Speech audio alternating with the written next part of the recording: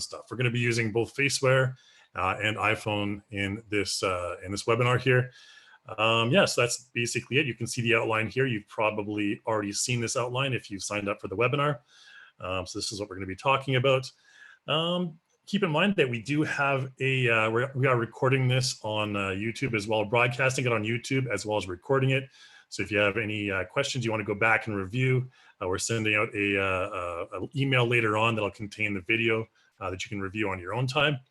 And we are also accepting questions during this webinar. So if you have any questions you want to ask me throughout the webinar, just put them in the Q&A section of your Zoom webinar panel there. I'm not going to be answering questions from the chat window. I may be using the chat window to throw some links in a little bit later on. But any questions you have, please put those questions in the Q&A section of the Zoom panel. Excuse me. All right. Okay. I think that's about it. Actually, we need to do one thing. We are going to be sending out a survey as well at the end of this webinar. So any comments, any suggestions you have for future topics and webinars and stuff, anything you're curious about, please put that in the survey and we'll send a 10% discount coupon for the content store once we receive that survey from you. All right. So you can fill out a quick survey and save some money that way. Okay, and on speaking of content, we do have a weekly content store special, our displacement power tools right here. This is on for like a super crazy discount. You can see right here, in case you're not familiar with the displacement power tools, it's a pretty cool pack. It basically contains a lot of displacement tools, such as these building elements. If you're not familiar with displacement and tessellation and all that stuff, maybe you can ask me in the Q&A section. If I have time, I'll get to it a little bit later on. But they're not really related to facial animation, which is what we're going to be talking about today. But yeah, down from like a crazy high price to crazy low price. Pick it up if you are in need of any of these tools. Okay, I think that about covers all the stuff I want to, all the prefaces here. Let's go ahead and get into explaining a little bit about what motion capture is in iClone and how you can achieve it. Okay, whoops, I'm going to put that Content Store Weekly Special link there in the chat window for you guys. There we go. Okay, so that's, yeah, in the chat. Oh, it's already there. Okay. My lovely assistant has already placed it there for me. Okay, so yeah, we'll close that down. So Motion Live, in case you don't have this link, I'll throw this in the chat window as well. This is obviously where you want to get all your information, the main page where you're going to get all your information for motion capture. Let's take a quick look at it before we jump into the live demo here. So a lot of people sometimes get confused about, you know, hey, what is Motion Live? What do we need to do motion capture? Do I need this? Do I need that? So we're going to focus on facial motion capture here in this webinar. If you have questions about body motion capture, you can always ask those at the end. But yeah, you can browse this page on your own time. A couple of examples, showcases of you know, things you can do. There's also a Leap Motion controller for the hands, which is pretty cool. We just had a webinar on that. Yeah, and you know, I'm not going to go into too much detail on this page, but what you do want to focus on is, so iClone is the program. Okay, so iClone is the animation program, and Motion Live is simply a plugin for iClone. You can see up here, plugin for iClone. All right, and when you have that plugin, when you have that Motion Live plugin, then what you can do is you can purchase gear profiles. Okay, so if you go over here to like buy or learn or gear, these are the different gear profiles we have available right now, and we're constantly expanding this list to offer support for different hardware. The only ones we're going to be focusing on right now are iPhone and Faceware. Okay, so if you have an iPhone 10 or up, and you want to you know, do some facial motion capture with your iPhone, you can just go ahead and select the iPhone gear right here, and it'll have its own little page, iPhone motion capture. It'll talk about all the technical stuff, yada yada, and some other tutorials. You know, explore that on your own time. I'm going to focus more on the demo in this webinar here. And then once you think, hey, that looks pretty cool, maybe I'll go ahead and buy it. You can go ahead and buy over here. And this will be the list of plugins, or rather gear profiles that you can buy. And you can see down here, there's an iPhone live face one, all right? $299 from $399 right now. For member pricing, I believe I'm logged in. Yep. Okay. So if you're a member, if you already have iClone, this is the price you'll probably get. All right, so that's about it. You can buy all the other different profiles depending on which hardware you have, and yeah, I think that's about a pretty simple explanation. The cool thing now that we've added from the previous release is now we have the option to do all this stuff in our 2D program Cartoon Animator 4 as well. So if you go over to our Cartoon Animator 4 page for motion capture, I'll throw this link in the chat window for you as well. There we go. Once you purchase the gear profile for one software, for like iClone, then you'll also have the gear profile for the other software. So if you purchase the iPhone gear profile for iClone, then you're going to have the iPhone gear profile for Cartoon Animator 4 as well. Okay, and the same goes for all the other stuff. Like we have the body, we have Rococo support right now, as well as Perception Neuron and Xsense, all supported for 2D. For our hand, we have a Leap Motion Controller, which is really cool, and also the Perception Neuron Studio. So you don't have to purchase it separately for each program. If you have both, purchase one and it'll be available for you for both programs. All right, it just saves you a little time and money, of course. Okay, I think that's about all I'm going to go into introduction here. If you have any questions, like I mentioned, like for the gazillionth time here, just put those in the Q&A panel at the top there, or wherever your panel is, and I'll answer those at the end of the webinar. We'll have a Q&A section there that'll answer all your questions. Okay, so I think we no longer need Chrome. Let's go to iClone. There we go.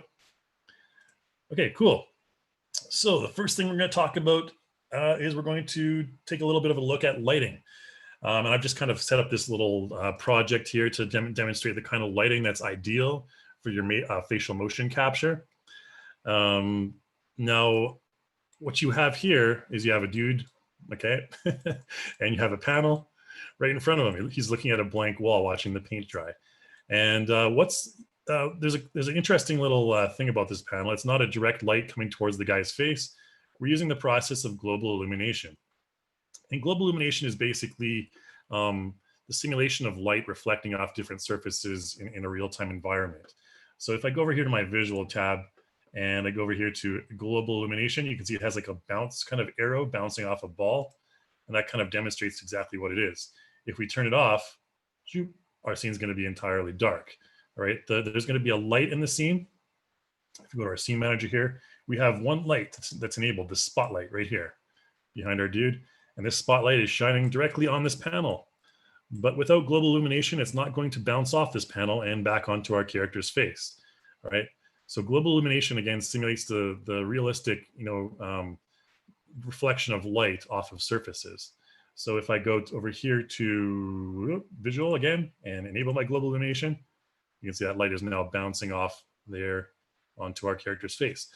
And the reason I'm using that example instead of a direct spotlight on our character's face is because if you're doing facial motion capture, you want a fairly kind of uniform diffuse light. You don't want any hard shadows on your face. And also you don't want a spotlight shining directly on your face because that may make your facial features too washed out. Okay, so if your face is too white, things like Faceware and iPhone will have trouble finding your facial features, and that can cause some problems. And you'll see my face in just a moment here. I'll show you my setting. Generally, what I like to do, if it's available, I like to have natural light. So I like to be facing a window, which I am right now, for example. And having natural light come in through either like a very, very light shade, like a paper thin shade or something like that, just to create even light on my face. We don't want any dark shadows on the face because that can, cause problems with the facial capture. And we may have some of those problems later. I don't think so, but I can probably try to purposely show you anyways. But that's about it. Yeah, any questions about that in more detail, I'll be happy to answer those. But let's go on to the live demo of actually doing facial motion capture and setting stuff up since we have a lot of stuff to cover. Okay, so to do that, I'm going to start a new project. We're going to go over here to our female character and just load this up. And the first gear profile we're going to look at is the Faceware gear profile.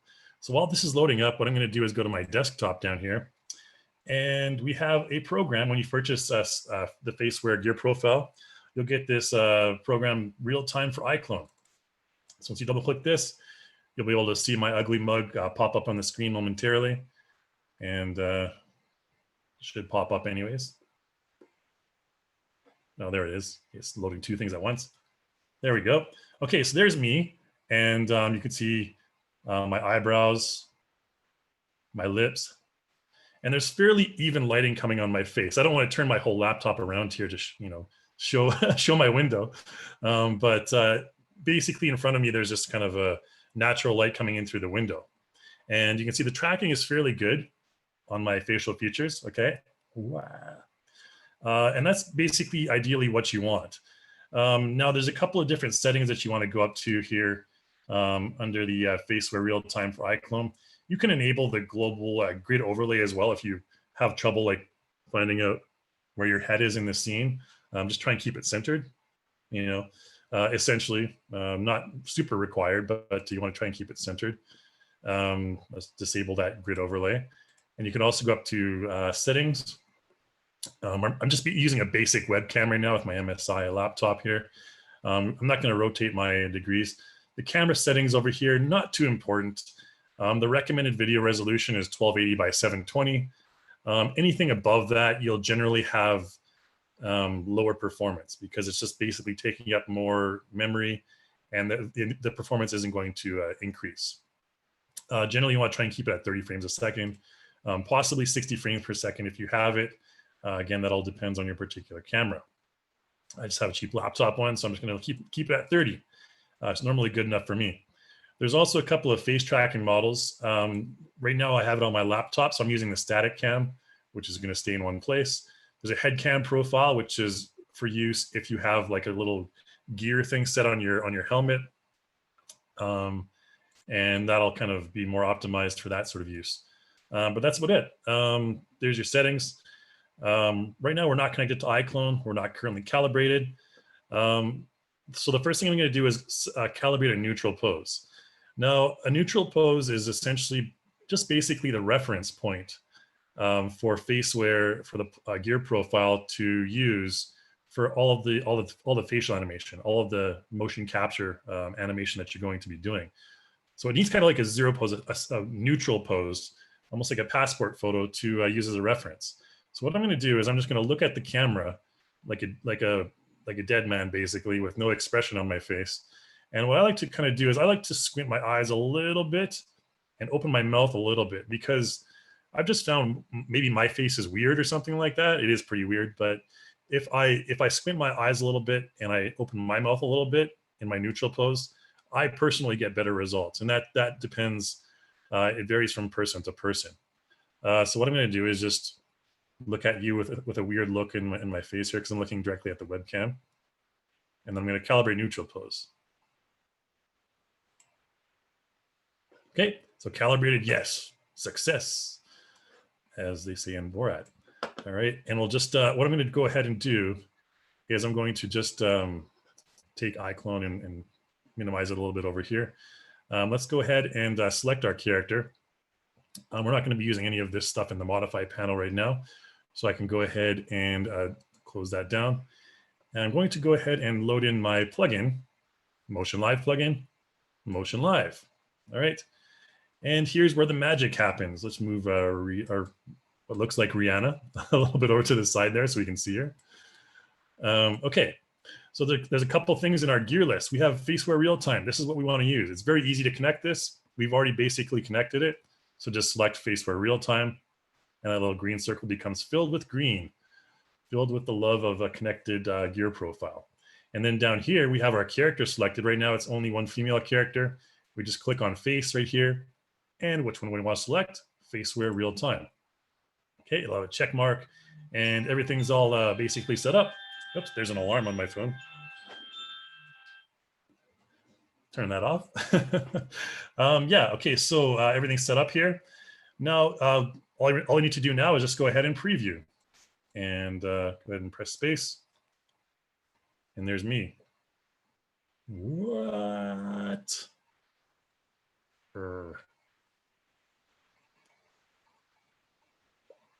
Okay, good enough. I'm driving the head animation. You can see that the head tilting is maybe not as strong as my face. So what we can do to adjust that, go from side to side, I can go over here to strength, and there's a value down here, head rotate. We can increase that head rotate value. And now, even though I only have a slight movement, my character's face is going to rotate a lot more. We can take that down. And now when I move my face, it's not going to rotate as much. Okay, take that value to 0, and that'll basically take away any head rotation. And then there's just me. Okay, so we'll just double click. You can double click on any of these values to take it back to the default value of 100 there. And yeah, there's a couple other things, smooth head and mirror. We'll talk about those possibly later. But I want to get more into the recording and the editing and stuff, because I think that's what a lot of people are interested in. Excuse me. Okay, so that's using the Faceware gear profile. Let's go ahead and close this one down now. Maybe I'll come back to this and use this to record a little bit later, since it's really easy to throw in there. But the next thing we're going to take a look at is the iPhone. All right, so in my iPhone, I have it handily ready at the side here. I'm going to load up a program. Where's my, there we go, start menu there. I'm going to search for a program called Xmirage. Okay, you can just Google this and you can download this app. It's basically just a really simple app that will show you my iPhone, what I'm doing on my iPhone. I'm going to bring it over here. There we go. Okay, so Xmirage basically just will broadcast what I'm mirroring. You can do your screen mirroring on my iPhone. Okay, so what I'm going to do, I'm going to go to my iPhone. I'm selecting screen mirroring. You can't see this yet, but Xmirage will pop up. Okay, and it should connect. There we go. There's my Xmirage, and I'm going to I have my iPhone on a very precarious position right now. It's kind of propped up by my wallet on top of a speaker, since I don't have a proper mount right at the moment. And I'm going to just go up there. Right, and we have Live Face. This is the app right here that I'm going to select, and there's me from a different angle there. You can see. Personally, I think the iPhone 10, the iPhone in general, is a bit better in lower light situations. So if you don't have ideal lighting, I would recommend probably trying to use the iPhone 10, because you can see that it's very bright on the screen right now. And even in low light conditions at nighttime, I've used this and it's worked fairly well. So what I'm going to do is I'm going to tap the screen to show the wireframe of my face. Okay. Now I look kind of like a weird meshy ghost. And you can see how I move my face, the mesh will kind of contort to follow my, my facial expressions. Okay, so I'm going to throw this over here. And let's do that out of the way there. You can see my iPhone is at a different angle, so I'm looking to the side when I'm adjusting my screen here. Let's go to plugins one more time. And we're going to go to Motion Live one more time. And this time we're going to choose Live Face. Okay, so this is the Live Face plugin for iClone. Now, very important to note here, your connection, because I'm doing this wirelessly right now, I don't have the USB cable connected.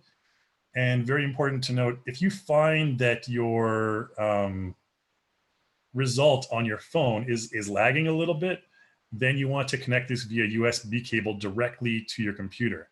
And there's more details on how to do that in the help file. But basically right now, I'm just doing this wirelessly. And at the top, it'll say, please connect to your client software 192.168.1.138. And we just go ahead and put that in the connection section right there. And your port address, don't mess with that. That's generally always the same. So colon 999 in this case. So I'm just going to go ahead and connect it. And it says client app connection succeeded. Huzzah. All right. And now we're going to go to our female and we're going to change the gear profile we're using to Live Face. All right, cool. Now here, the set 0 pose is in motion live in the plugin in iClone. So I'm going to do that one again here. I'm going to look directly at the camera. This one doesn't really matter too much about your eyes and your mouth. I find it's a bit more accurate. Okay, so it's green. That means we've set a 0 pose. Okay, so that's really about all there is to it. I'll go ahead and preview now.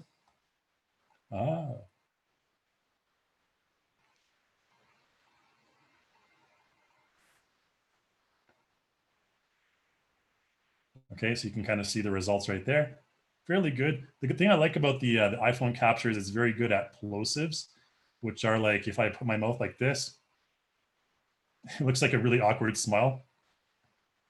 You know, that kind of smile when you see people in the elevator, you're like, and then you can also go, so you can see your lips going forward and backward. Okay, so iPhone capture is fairly good at this, I find. And if that's a requirement for you, you may want to look into it as well. Faceware does it okay, but just the data that's coming in is a little bit different. Okay, so what do we do now? Let's go ahead and stop our preview for this character. I'm going to close down Motion Live, and we're going to go ahead and load in a new project, 2 characters at once. So you can actually control more than one character at the same time. Let's maybe take this wireframe off my face.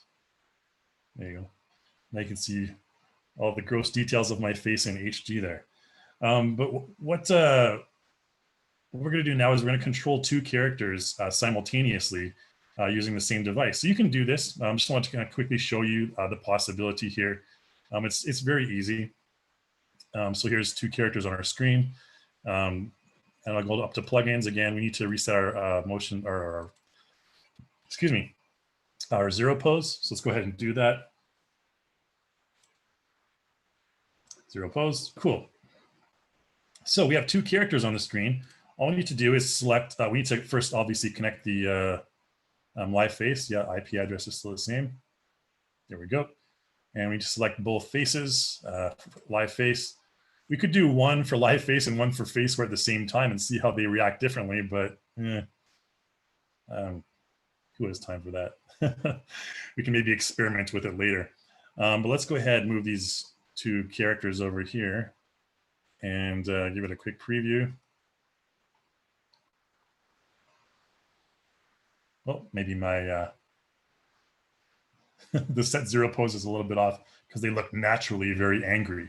So let's go ahead and stop that preview really quick. Let's set a 0 pose like this one more time. Now try and preview. Well, the one character is working okay. Wah, wah, wah, wah. Okay, just kind of want to show you can simultaneously control 2 characters at the same time. And there you go. They have kind of different results because their brows are built a little bit differently, but their facial features seem to be okay. Okay, so what we're going to do next, we are going to do some puppeting, and we're going to layer some puppeting. We're going to use some puppeting, not some puppeting. We're going to do some puppeting after we do record some motion capture. So the first thing I'm going to do is we're going to delete this girl out of the way. We're going to use this weird looking dude, or kind of not weird, like nerdy looking dude here. And I am going to, should we use iPhone for this? I guess it doesn't matter. We'll go ahead and, because the iPhone, I'm kind of looking to the side. I can't really see from my peripheral vision the character on the screen. But let's go ahead and work with it anyways. So what I'm going to do with this character is we're going to preview a couple of expressions, and then we're going to record over that using it. So we're going to basically layer our recordings. So we're going to record once, and then we're going to record again. We're going to record once using our facial features, and then we're going to record again using eye movement, just like this. And I'm going to show you how you can do that eye movement using facial mocap, but also using the puppet tool. Okay, so let's go ahead and do that. I'm just going to go ahead and preview. Let's make our project length a little bit shorter here. maybe something like this many frames, however many that is. And let's go ahead and preview this.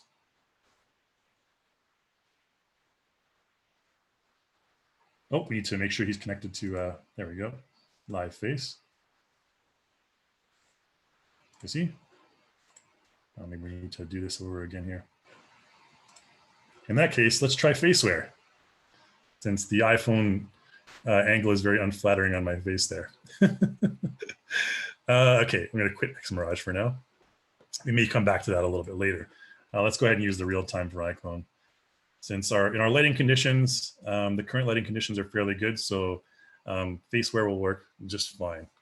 So calibrate a neutral pose again here.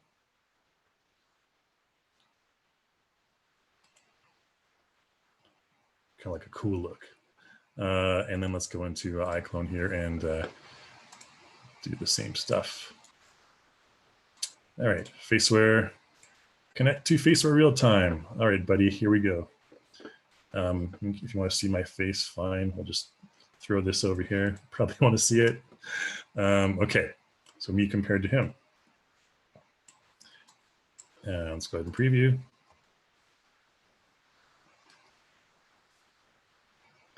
Oh, one thing I want to mention as well that I didn't mention before is we have a couple of different settings up here as well. I did mention the strength setting. There's a tracking data inspector here, which kind of shows you, the values of each facial feature here. You can see it's just a bunch of random data. It'd be pretty cool for the background of a science fiction TV show or something, or a police show. Expression mapping panel right here. This one is basically where you set your expression strengths. So for example, if I wanted, let's choose something like a preset here. Actually, I'm going to reset everything. 0 all. I'm going to say 0 all. So all the values are at 0 right now. If I go down here to, let's go to jaw actually, for example. And let's take a look at, let's preview while we're doing this.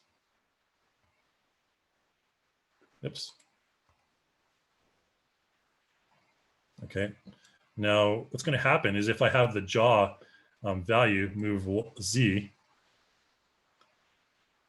it's going to strengthen the movement of my jaw. Whereas if I have it at -200, it's not going to be as much.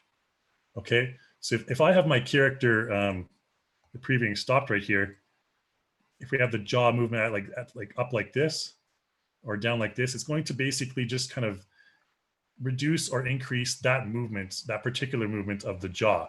Maybe the Y movement would be a little bit better in this case, but yeah, there we go. I was using back and forth instead of, so the Y back and forth. So that would mean like this would be kind of like the character's default expression, his default value. And if I preview, his mouth would be open a lot wider in the final result. Okay. Nothing, I mean, honestly, this isn't too much of too much use unless you want to go into more details on specific values. But I'm just going to go ahead. I prefer to use the strength slider here, or the strength section. You'll see the results here if I preview. Hello, hi. And now if I go to the jaw, now you can see I can't talk with my open. But you can see the result right there, okay? The jaw strength up and down. Yeah, and we'll just double click on it to take it back to 100. And there you go. A global strength basically increases or decreases the values of everything. So if I want a really expressive character, wow. That's, you can increase that or decrease it to make it a little bit less, a little bit more reserved. Wow. Okay, enough of this nonsense. Let's just leave it all at 100, okay? I'm not too worried about that stuff. What we're going to do here, what we're going to do is I'm going to show the layering. Okay, so I want to do a couple of expressions. I want to do,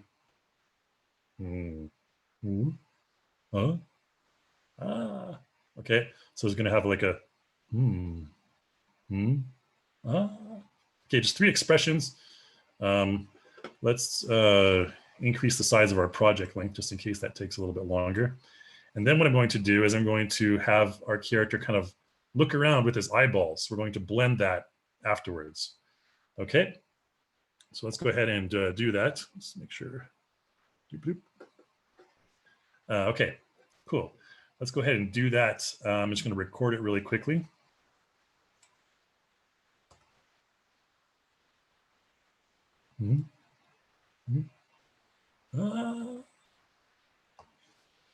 Okay, so maybe not the best, we'll work with it though. I'm not really a good facial mocap actor, so the concerned look down here, the kind of curious look, and the look like that. Notice that my eyes barely have any movement. If I want to layer on top of that with like only my eyeball movement, what I can do is I can go back to the beginning, frame 1 here, and we want to make sure we blend data on next recording. It's very important. Okay, since we're going to blend our mocap into the previous mocap. Excuse me. And we're going to clear the selection area from our mask, and we're only going to select the eyes. So what's going to happen is if I preview now, we still have the previous head movement, but my eye movement is going to layer on top of that.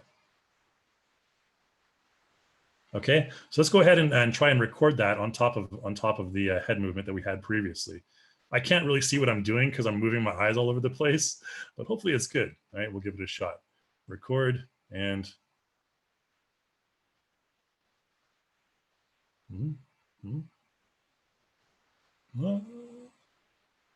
okay, so maybe I think my eyes went. Did I record that? I did record it, right? Oh yeah, I did record. Okay, so if we play back now, you'll see that my eye movement is blended in on the second go. Okay, so kind of layered our motion. Here's my movement from left to right again. And then, yeah, I don't know what I was doing there, but basically it's just kind of showing you how you can layer one thing on top of the next. Now, if I want to like undo that, I'll show you how to do it with puppeting. Puppeting, if you're one person, you can kind of see what you're actually doing and control it with your mouse. Let's go ahead and press Control Z, and Control Z will undo that layering that we did. So now the eyes are basically looking forward the whole time. And we're going to close down Motion Live right now. Okay, we're going to go to our modify panel under our motion animation tab here, and we're going to select the facial puppet tool. Okay, facial puppet tool, and we're only going to select the eyeballs. All right, we can close the modify panel down now since it's you don't really need to see my face for this part, but there we go. It's covering me up for a sec, just so we get a larger look at the character's face. So we're only selecting the 2 eyeballs. Okay, we can deselect the head tilting and everything, so we're only selecting the eyeballs. You can increase or decrease the strength of this. So if I preview, let's see, I can move my mouse, and my character's eyeballs are following my mouse. So if I'm one person and I kind of want to really quickly change my character's eye movements, I'm going to be able to just do this layer on top. So you can see the puppet tool has the same data here, blend data on next recording, the same option rather. So make sure that's enabled. And then we'll just go ahead and record. Okay, keep our mouse button in the center to start, press space. Okay, now you're kind of looking around, and then, and then his eyes go back into his head like that. And if we play that back now, this is our recording that we made. All right, so pretty cool how we can just kind of layer that stuff on top of each other. You can also layer on top eyebrows and all that stuff as well. Like if I wanted to just layer on top the single eyebrow, for example, we can preview that, and okay, that's what it's going to look like. Let's just choose brow left up. Okay, this one right here. So the entire brow will go up and down. We'll increase that strength to 3 so we can really see it. Okay, and then I can just layer on top one more time, record again, and then go.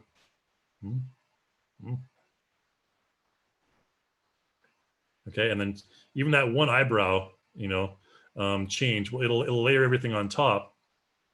And if we play that back, so down like that, up like that. And then there you go. So if you're good at timing with your mouse, then you can really do some really quick and fast and dirty, easy animation on your character. Okay, so that's layering the puppet. If we want, we can also add on top of that, if you know, hey, I don't like this real-time stuff, this real-time editing with my mouse, what you can do is you can also use the facial key editor. So let's go to our modify window once again here, and we're going to use the face key edit tool right here, okay? And this is going to pop up this window. We'll close this bad boy down and bring this over here. So now, say I wanted more control. I have more time on my hands. This is not for like some sort of previs. I want to make it like really good. Then I have the option to actually set the different keyframes for the different muscles on my character's face. Now to do this, I'm going to press F3 and we're going to go into the timeline here. Our character is named C1. We're going to close down all the project tracks, and we don't need the transform, clip track. The only tracks we need here are going to be we don't need the Visine track yet. We only need the expression track, okay? The multiple expression tracks. The motion tracks are all for the body. We only need the expression tracks when we're modifying with the face key editor. And if we twirl that down, you can see there's muscles, eyeballs, and head, okay? So we have 3 different, let's just maximize this so it's showing my toolbar. It's annoying. Bring it over here. So let's say, let's play back and see where we want to edit. We play back right here. See right here, his first expression, we want him to have a bit more of a frown on his face because he's a little bit suspicious. So what we would do is I would go ahead and on my muscle tab here, just select a default key. And you can see when I select default key, what that does is that adds a starting keyframe for the animation that I'm going to create, or the modification that I'm going to create. So from here to here, maybe I want him to have a little bit more of a frown. So I'm going to take his cheeks there. I'm going to bring them down. Okay. So that's going to just add a keyframe in the muscle track, not the eyeball track, not the head. We're not modifying the head at all. We're only modifying the muscles on the cheek there. So you can see from here to here, now his frown is going to deepen. All right. And then we can have it, from here, if we right click and copy that keyframe, we can paste it over here somewhere. However long we want that frown to last, we'll just kind of paste it over here. So that frown is going to last from there to there.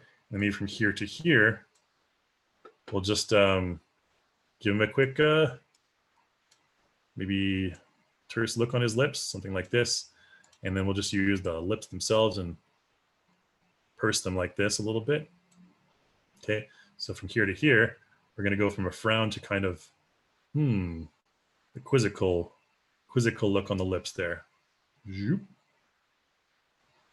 Okay, and then however long we want to keep that, copy and paste it. And then we can go back if we want to our other frown again. So copy and paste that previous keyframe that had the frown there, and paste it over here. So then we'll go back from that pursive look to the frown, and then just like this. So if we play back, it's going to look like this. Okay, so that's how you can just do the really quick keyframe editing. And if I want to, exaggerate his head movement as well, I can do that. So from here to maybe here, if I want his head to be a little bit more to the side, what I'll do is I'll just double click on the head track to add a keyframe. Again, you can just simply double click on the track, adds a keyframe, and go over here. You can go ahead and rotate. Use this. By the way, I'm clearing everything by pressing this erase key, clear selection. We can use this one, head orientation, and click and drag anywhere in the black area, okay, surrounding the head, and I can move my head further to the left, okay? And that's going to create a keyframe in the head track there. So now we have this. He's going to move his head more that way, more that direction. And again, we copy and paste that however long we want that to last. And then over here, we can again just choose default key. Now, default key is going to add a keyframe for everything. Keep that in mind. The other way would be to cut and paste or copy and paste the keyframe from here to here. But I'm just going to go ahead and select default key. And what default key does is it resets everything to the original values that we already had. Okay. Pretty straightforward. I mean, I did a really quick overview of some key editing. It's not too easy to get used to if you're still a newbie. But if you're familiar with keyframes and all that stuff, it shouldn't be too hard to get a hold of, to get a hang of or whatever. There's also the eyeballs I can show you here as well. If we select the eyeballs, let's add let's just move them slightly. This is what I do normally to add, add a keyframe, just move them really slightly, barely even noticeable. And here, from here to here, we can maybe take those eyeballs and bring them over here a little bit. Seems like the one is more powerful than the other. All right. Anyways, that creates a transition from here to here. And then maybe from here to here, we would just reset that. So we can just take this keyframe here, copy it, and paste it. Okay, so he'll have a brief look like that, and then back to the just a very slight eyeball movement. All right, and okay, so next thing we're going to talk about in the last thing here is recording with audio. And I'm going to show you how to replace audio with text-to-speech and pre-recorded stuff and all that fun stuff. So for this one, let's go ahead and use a different character. Let's load up this male character there. And shibidoo. Nope, we don't need to save it. And let's go ahead and use Faceware. That'll be fine. Since my iPhone is kind of at the side angle there. And yeah, so what I'm going to do is we're going to record with some audio. I'm going to show you the difference between recording with audio and letting the plugin do your lip syncing versus letting iClone do your lip sync. I'm going to show you how to layer those both of those functions on top of each other in just a moment. Once this handsome dude is loaded up, male1_0801. Okay, so this part we're not going to deal with the expression track too much. We'll close down the timeline for now. I'm just going to go ahead and quickly record something. Now there's a thing that I wanted to record and I forget what it was. So I'm going to go into my PC here, webinar, and this one here. I forget what my greeting was. Let's listen to it together. Oops, I cannot hear that. Is my audio down? No, it is not. Oh, there we go. That's have a lot of fun. Okay, so hey everyone, welcome to today's webinar. I hope you have a lot of fun. Hey everyone, welcome to today's webinar. I hope you have a lot of fun. Okay, got to remember that. So let's close this down. And we're going to load up our Faceware again. We can maybe calibrate it again if we want. Let's just move this to the side a little bit so we can see both my face and the handsome dude's face there. Let's go ahead and calibrate really quick.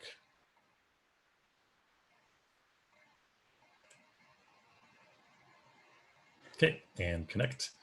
Plugins, Motion Live, Faceware real time, Faceware real time. All right, and we're good to go. So preview.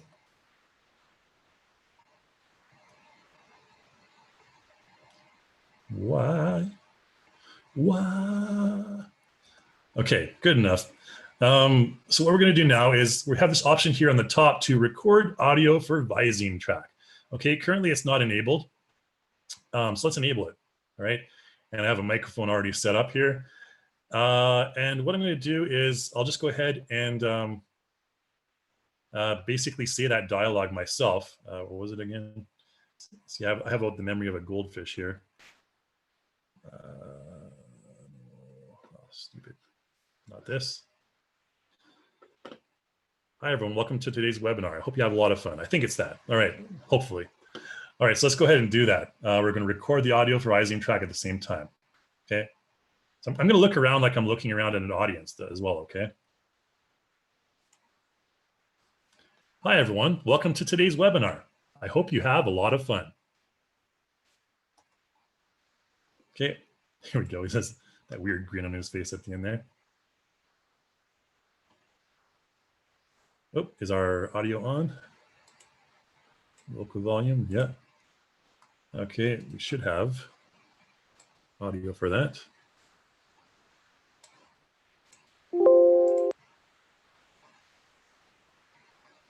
I did record the audio for the Visine track. Not sure why we're not having any audio here. Let's give that another shot. Let's press F3 actually and go to the timeline. I want to see if this recorded really quick first. So we'll go to the Visine track. And it did not record the audio. So this function seemingly didn't work this time. Let's give it a test here. Ah, la la la la, what? It is not recording for the audio track. My microphone is connected. It just worked 2 minutes ago. Let's make sure it's solidly connected there. What? Oh, okay. Let's try to restart it. That often works. Record audio. Let's connect. Okay, so real time. Oh, maybe this was, it should be connected, yeah.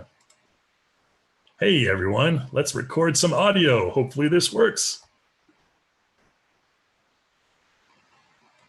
It did not. Let's try first. Okay, this will be different quality. Let's try the embedded microphone on my computer. Hey everyone, this is the embedded microphone. It's going to be pretty crappy. And no success. There may be some kind of a weird little buggity bug here. But let's try, maybe with a different project. I'm going to try and restart the project here. Let's do, let's use a different character here. Hopefully this will work. Yeah, but normally when you have that that function enabled, it'll record the audio. And then what you can do is you can replace that audio and make the lip sync a lot more accurate. There's restrictions when you use that. And in fact, I don't recommend using that feature if you're doing lip sync, because I find that, in fact, the automatic lip sync for iClone often has better results for more detailed lip sync. And I also find that correcting the lip sync using the Visine shapes is a lot easier than correcting them using your expression tracks. So let's go ahead and give this one more shot. Maybe Rihanna is going to be able to talk with us here. It's going to be weird with me having a female or her having my voice. Let's give that one more shot. Shoop. Record audio. Let's choose our better microphone. Record. Hey, this is a test. I hope it works. Wow. Okay, let's find out. It did not. All right. So I'm not sure what the issue is here with this. I'm pretty sure all the settings are correct. But let's go ahead anyways. What that should do is that would, let's close that down. Close down all these other tracks here. The only ones we need are the Visine and expression tracks. So what that should do, that should record audio into the Visine track here. And it'll also record an expression clip, which it record the expression clip. But when you record audio for your Visine track using the facial capture, you won't be able to edit using the lips track, okay? So there'll be little keyframes that should appear in the lips track. Those are gonna be useless, basically. What you wanna do is you wanna go into your expression track. And again, this is using that same muscle, eyeball, and head. So say, for example, right here, you wanted her to have more of a pho, like she's saying something like a pho with her lips. The way you would modify that, you couldn't go into the lips track.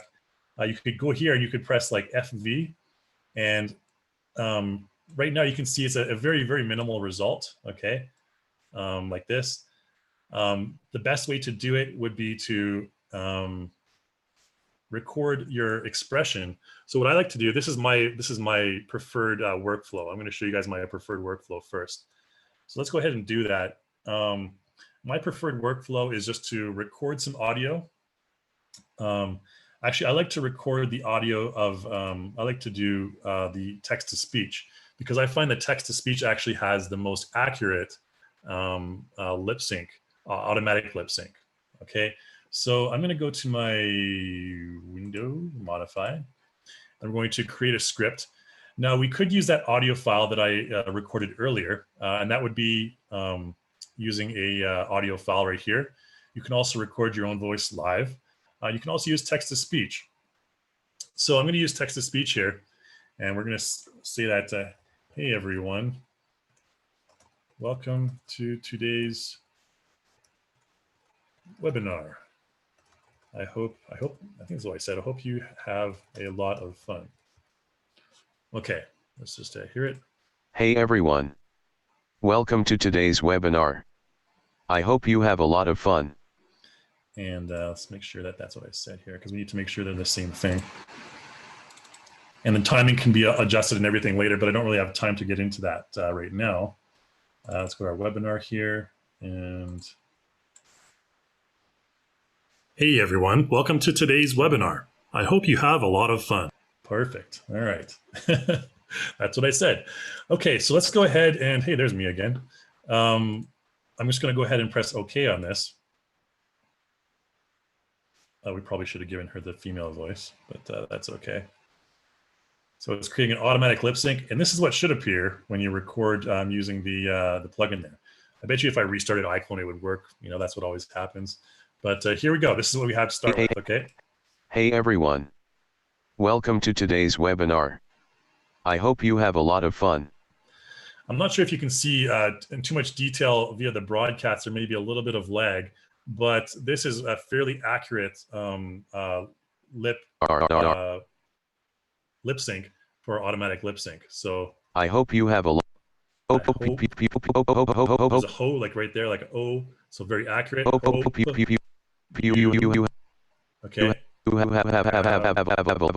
There's a v. Okay, so it's fairly spot on.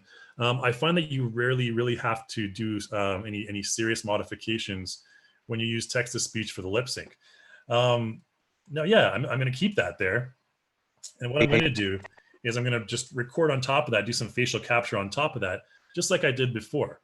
So we're going to use the Faceware plugin right here. Let's calibrate again real quick. Okay, and we're going to Motion Live plugin, Motion Live. Let's connect it all. Okay, so real time. We don't want to record the audio for Visine track this time. Okay, otherwise that'll overwrite what we have here, or it should overwrite what we have here. So we don't want to record the audio, and we can practice this a couple times. Let's go ahead and minimize this a little bit.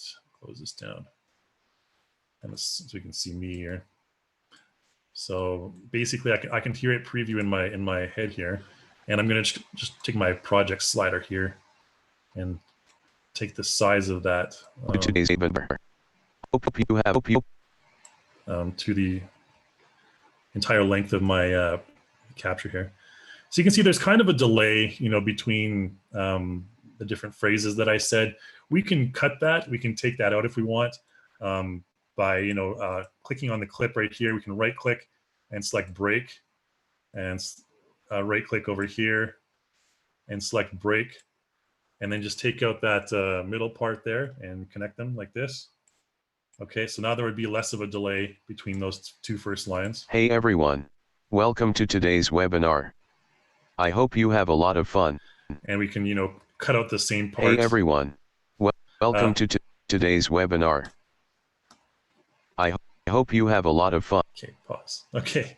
Yeah, we can cut out the delays and everything like that if we wanted to. But what I'm going to do is I'm just going to go ahead and preview. We are previewing right here. We're almost previewing. Hey everyone, welcome to today's webinar. I hope you have a lot of fun. Now you'll notice that my mouth is a little bit too extreme. Welcome to today's webinar. I hope you have. And that's what we do not want. So what I'm going to do here is we're going to remove the mouse under this masking mouth, not mouse. We're going to remove my mouth, and oftentimes you can remove the jaw here. So what's going to happen is it's only going to animate my eyebrows, eyes, and cheeks and nose and all that stuff. That's the only area of my character's face that's going to animate. So no matter what I do with my mouth right now. Hey everyone, welcome to today's webinar. I hope you have a lot of fun. It'll only follow my eyebrows. Hey everyone, welcome to today's webinar. Okay, so we're going to record over top of that. Again, we need to blend data on next recording. That's what we want to do here. And record. Hey everyone, welcome to today's webinar. I hope you have a lot of fun. Okay, so I just added some natural head movement right there. I didn't look around too much with my eyes, but if we go ahead and play this back now. Hey everyone, welcome to today's webinar. I hope you have a lot of fun. So I find if you're really stacked for time, that's really the fastest way to do it, is just use the text to speech for your audio. And then what you can do is I can just basically delete this audio file right here. Whoops, like that.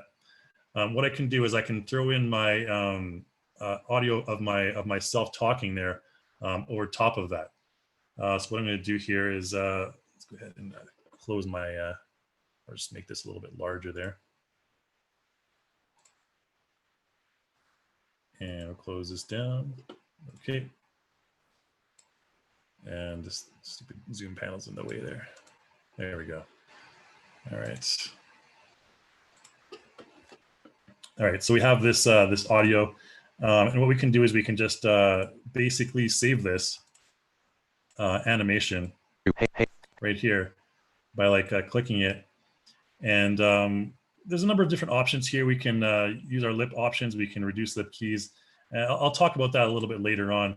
But what I'm going to do here is just basically copy and basically save this animation of my character. So I go over here to our motion track, or click trap rather, clip. So this allows me to basically collect the entire facial animation of my character. I'm going to left click and drag in that track there, right click, and we're going to add motion plus to library. We can just add it to our library. We can add it anywhere really, to 3D Exchange as well. I'm just going to add to my library. Make sure here that we have facial animation selected. That is an essential thing that we need to have selected there. And we don't want the sound or anything like that. It can't save the sound anyways. Let's go ahead and press OK. And we'll call this, save it to the same folder here. Let's call it, hey, everybody.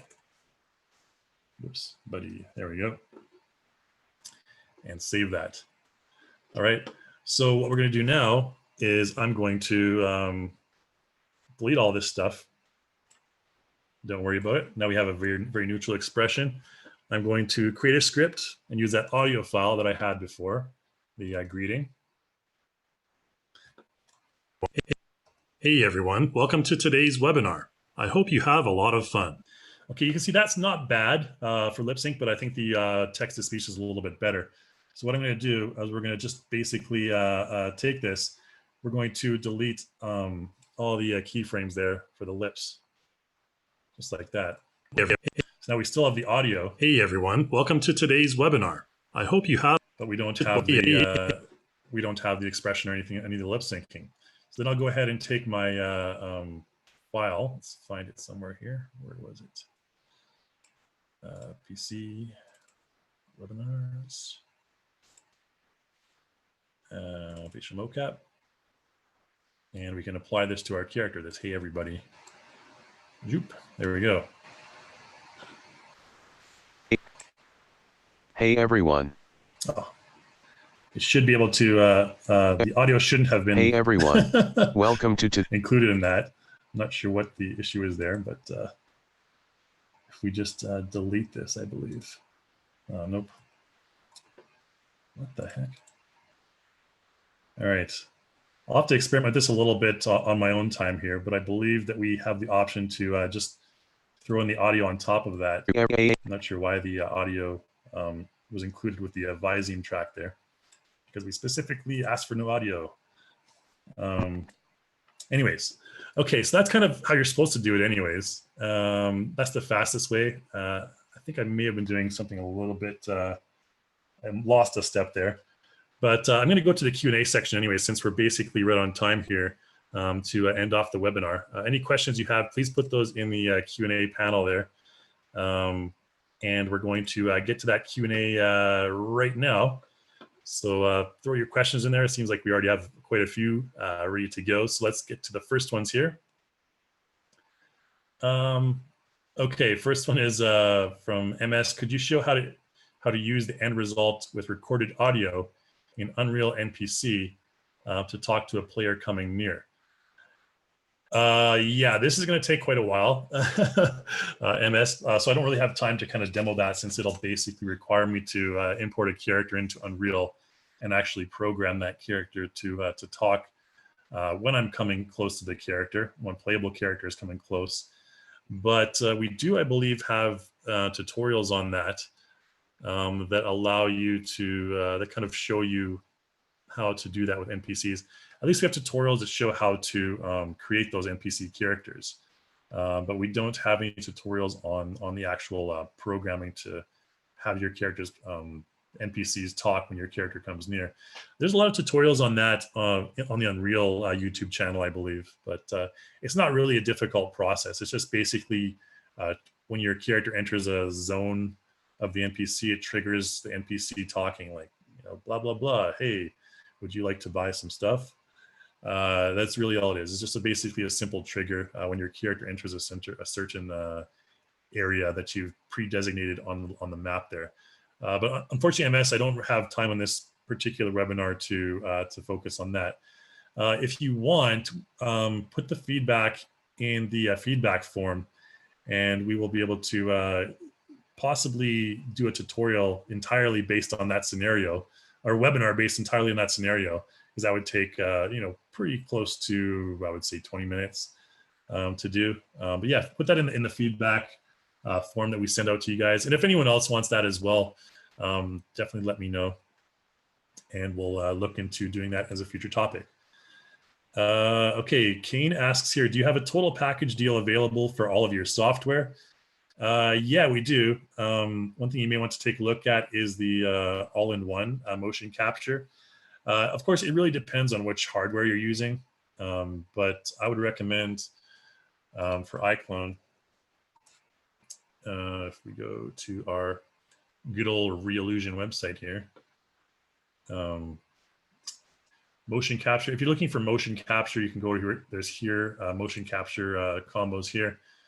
But it depends really what you want to do.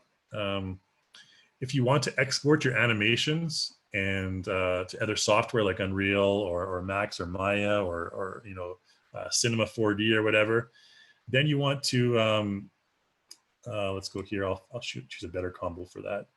Go to 3D animation iClone. You need 3D Exchange, which is basically a plugin that allows you to export all of the animation data from iClone into other software. So if you've captured all the animation you want, you can export that to other software. If we go over here to buy, let's find it, the best combo. So this one here would allow you to do that. iClone 7 and 3D Exchange. This allows you to export all the animation out to other software. If you're not worried about animation at all, you don't really care about animation, you just want the character creator and the standard function of iClone, you can get this character animation bundle. This basically allows you to export Character Creator 3 pipeline allows you to export characters, just not the animations. You'll need the 3D Exchange to export the animations there. So again, this one right here includes Character Creator with the headshot plugin, which is really cool. We have other tutorials on that. This is the one you'd want to get, the facial mocap solution. This is the one that basically will enable you to do everything that I did today. It includes also the iPhone facial mocap gear profile there. Also includes Character Creator 3, all that stuff. So this is the kind of the one that you would want to focus on if you're looking for exporting facial mocap animation. And again, anything that you do in iClone, you can do live in Unreal as well using the Unreal Live Link plugin. So you can kind of see your facial mocap results live in Unreal as well. Okay, that answers that one. Hopefully that answers that for you there, Kane. So a question from Raleigh. My iClone character always has its head tilted to one side when I use Faceware with iPhone. Do you know of this issue, and is it possible to fix it? You may have, Raleigh, you may have that issue that I showed you a little bit earlier. Let's just go back into iClone and make it max size here. Or this stupid window is in the way. What was I going to do? Oh yeah, show you the same functionality there that I kind of showed earlier. You may want to check the mapping here, mapping expression panel. And there is a section for head and eye. So there's one that's like head tilt, and you can see if I move head tilt like this way or that way, my character by default is going to have a tilt to one direction or the other. So you may want to check that expression mapping panel just to make sure that there's the eye as well. You may want to check that expression or this expression mapping panel here, Rolly. That's the only thing I can really think of without doing more troubleshooting. Another question from Kane. Can you make a giant map of all the software and plugins into a box and arrow style diagram map? Yeah, I mean, we have kind of that stuff on our page. I know sometimes it seems a little bit convoluted for people, but the Motion Live page has kind of like that sort of stuff. Where is it here? Yeah, Motion Live 3D. I'm pretty sure there's like some sort of, yeah, this is kind of like a little bit of a graph that shows you what you need. Yeah, but I don't really, haven't browsed the page in a while, but yeah, this should kind of be a little bit of a solution. And of course, you can always email me as well if you have any particular questions. My email is kai@reallusion.com, and I'll be able to answer specifically, what you might need for your particular project. Okay, so MS clarifying the previous question, basically doing the same thing, but just doing it in Unreal. Again, I can probably load up a character in LiveLink, so you can kind of see the results live in Unreal. Let's go ahead and do that in the background, might as well. I'm just not sure which project to use. I wasn't prepared to use Unreal Engine, but we'll give it a shot. Yeah, so basically I talked about the Unreal Live Link a little bit earlier, and what that is basically doing everything live in Unreal that you're doing in iClone. Let's go to our, what project should we use? I don't know, so I'm not sure which projects I have this one, which could be, because there's 4.2, 4.3, 4.4. And I think 4.4 I haven't installed the LiveLink plugin on yet. So apologies if this loads up in the background and it's the wrong one. But let's go on to the next question. We're waiting for all this stuff to load here. Thomas asks, what are the pros and cons between Faceware and iPhone? I kind of talked a little bit about that earlier. I would say, in my experience, iPhone performs better in lower light situations. So if you're kind of restricted for light, iPhone performs better. I've also used iPhone wearing my glasses, and it works pretty decent with the glasses as well. It's pretty good for that. Faceware isn't as good with glasses on, but you don't want to wear glasses when you're doing the facial capture anyways. So that's kind of a moot point. But Faceware is very good for eyeball tracking, I find, for eye movement. The thing that you want to keep in mind as well is the cost, for sure. That's a big issue because the iPhone profile is significantly cheaper than the Faceware profile at this point. It may come down in price. Faceware may come down in price later on. But of course, then you need to have an iPhone, right? But so if you do have an iPhone, you already kind of have a head start. I mean, put it on a monthly plan like I did. You paid in your monthly bill.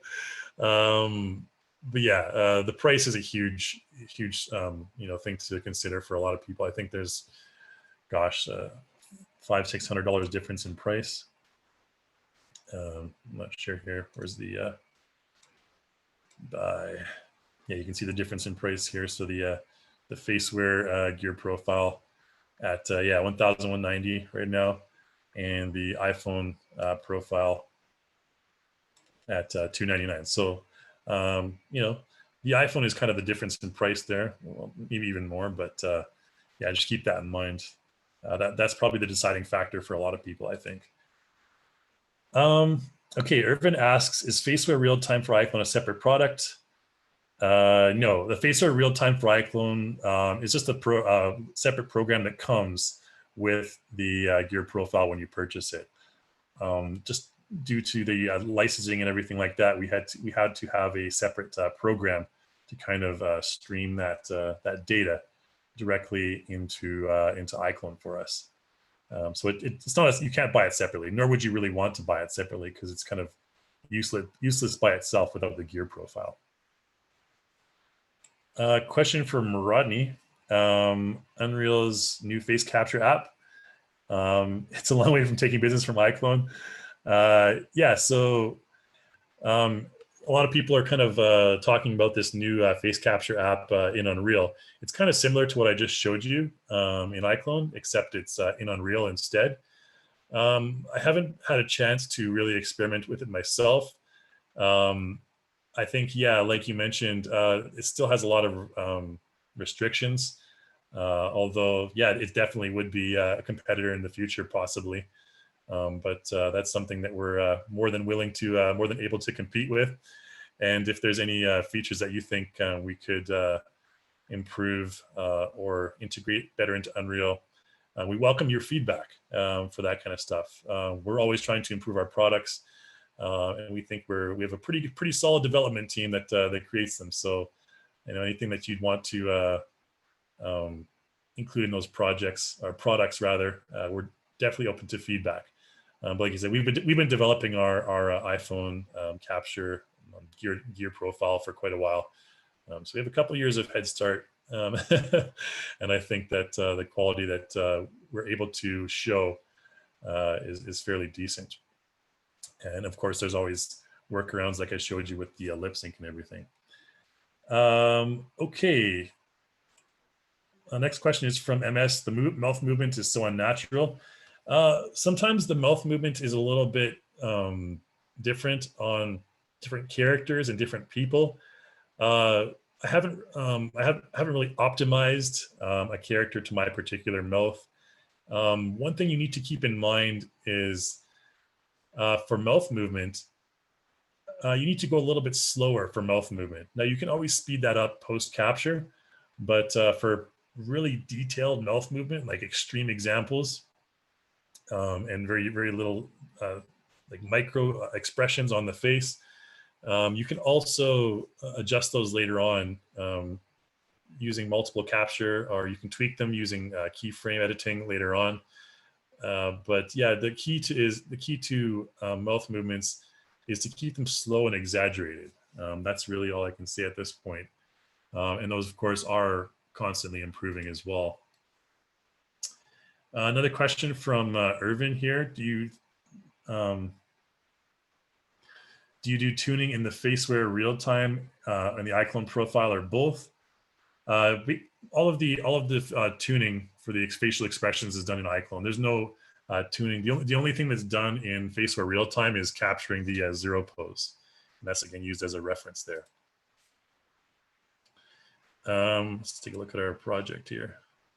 What the heck is this? Oh, this is like some weird female character, soldier. So let's take a quick look at Unreal Live Link, just so we can kind of show this as an example of this later. Let's throw Rihanna into Live Link. So I have Unreal Live Link over here. What you want to do is you want to link it up, and I want to link up my character right here. Make sure we have the character selected. Nothing else selected. We don't need any of the lights or anything like that. And select Activate Link. Beep, boop, link activated. All right, then go over here to Unreal.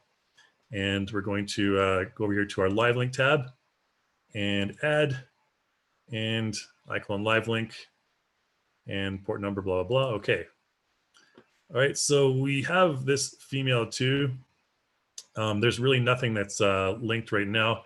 What I'm going to do is I'm going to transfer Rihanna over. We can get rid of this female soldier character right now. I'll just transfer Rihanna over. I'm not sure what she's wearing. Is she actually wearing something? Yeah, okay, good. Let's transfer her over. So we'll go over here to transfer, make sure that only the character is selected there. We only need to link the female character and transfer that over. That's going to take a minute or two. So what this does is it enables you to easily transfer the characters over. All of the rigs are going to be consolidated. The materials are all going to be transferred and converted automatically. And basically all the work's done for you. All right, so let's just go back to the next question while that takes a second to load there. So Brian asks, is there any way to record the audio from the microphone so you have the audio to match the recorded mocap? Yeah, that's basically what I did there. I'm not sure. I used to do this all the time. I'm not sure what I did wrong when I was doing that. I don't want to embarrass myself further and try and troubleshoot it. But yeah, what I would do before is I would just simply use that facial motion capture using the, like I mentioned, the text to speech to create the more accurate lip sync, and then replace that with the audio. Maybe I just use a different app to record it over. But you know, in your final production, you can just in Premiere, you can throw the audio over top of that and take the audio out of the take this text to speech out of there. But I'm pretty sure there's a way I did it before in iClone. Yeah, I guess the only issue there is with the audio, and of course, you know, you can use the your voice's audio lip sync, the automatic lip sync from your voice. You can use that as well.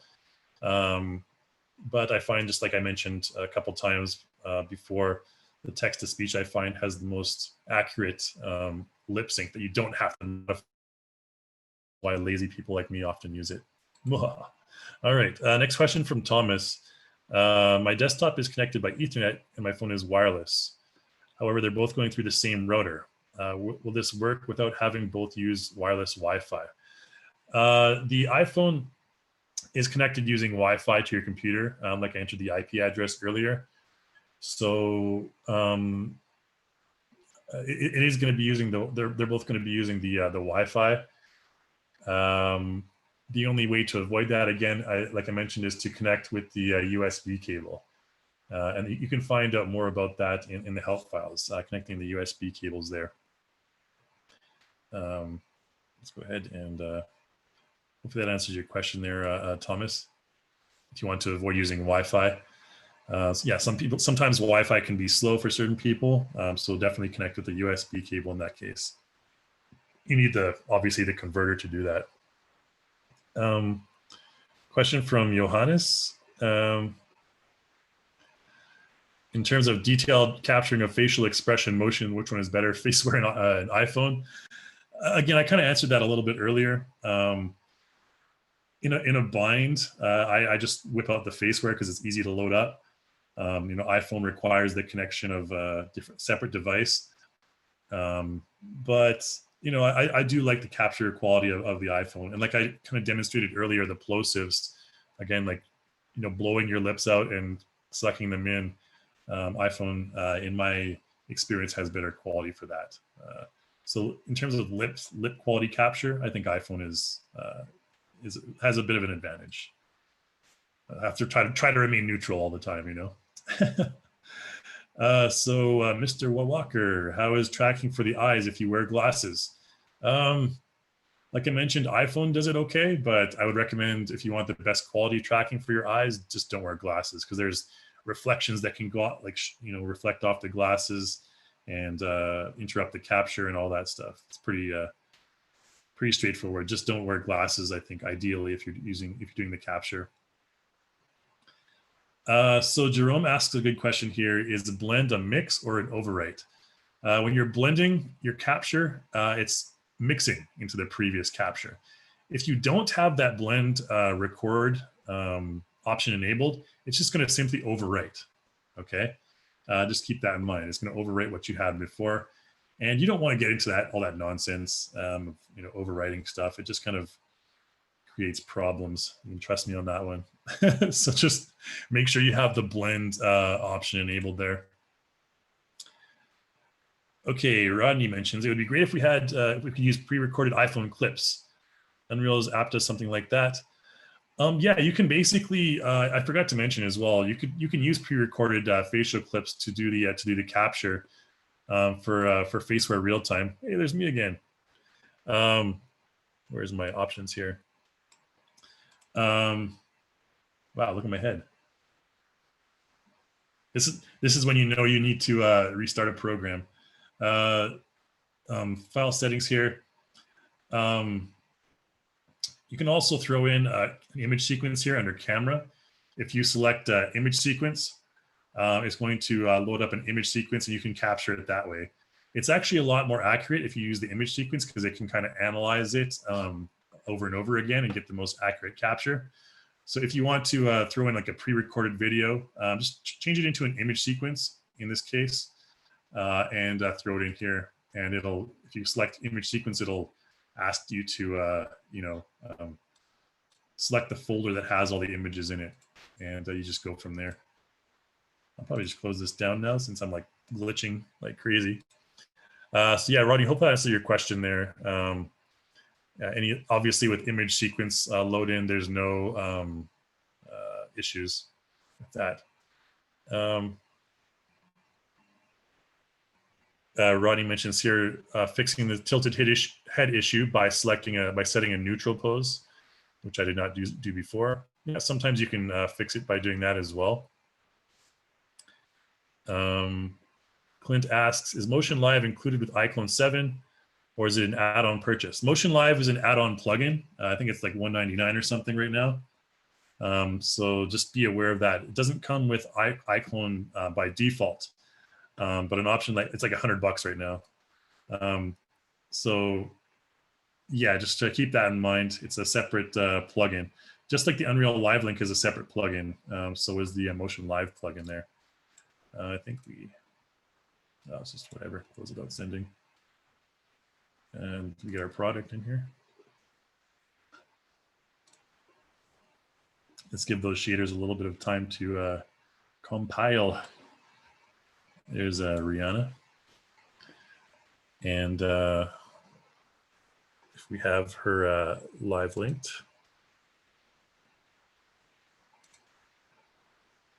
Oh, let's just remove these sources first. Make sure that everything is,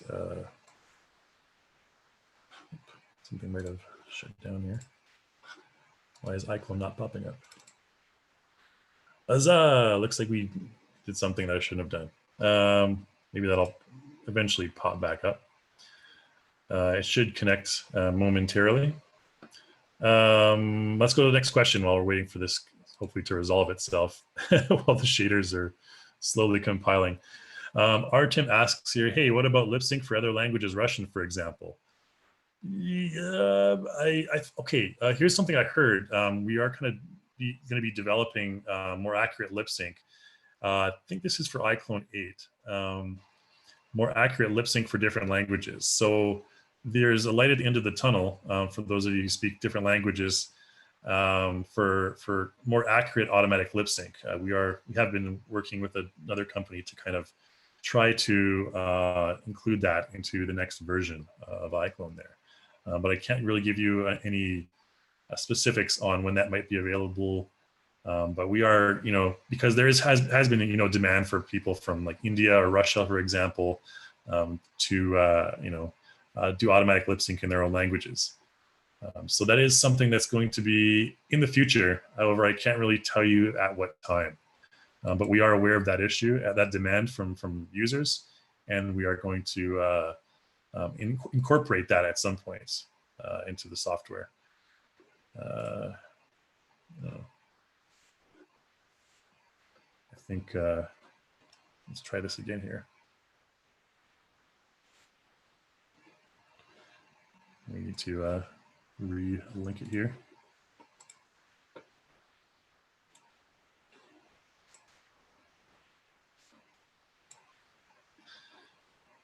And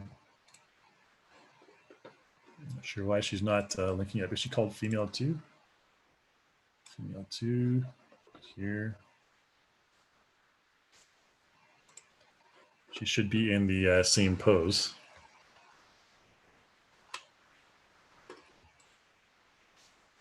Anyways, there she is. We should have the ability to update that live. Maybe our port number is incorrect or something like that. But yeah, we should have the ability to be able to bring that character in. Nope. Oh, there she is. All right, this is the one right here we want to bring in. We need to change our origin. Let's just create a light here, actually. Maybe a point light. This will be all right. Make her look dark and mysterious. Her hair is still kind of, whoops.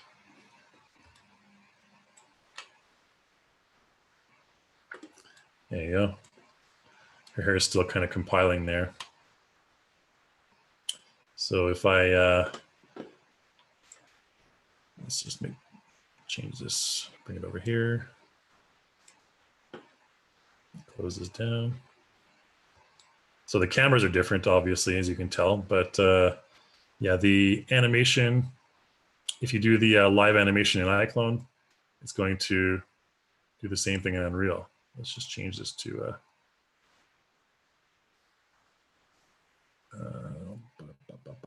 game view here. And zoom out, whoops, not too much there. Can't bring iClone over anymore there.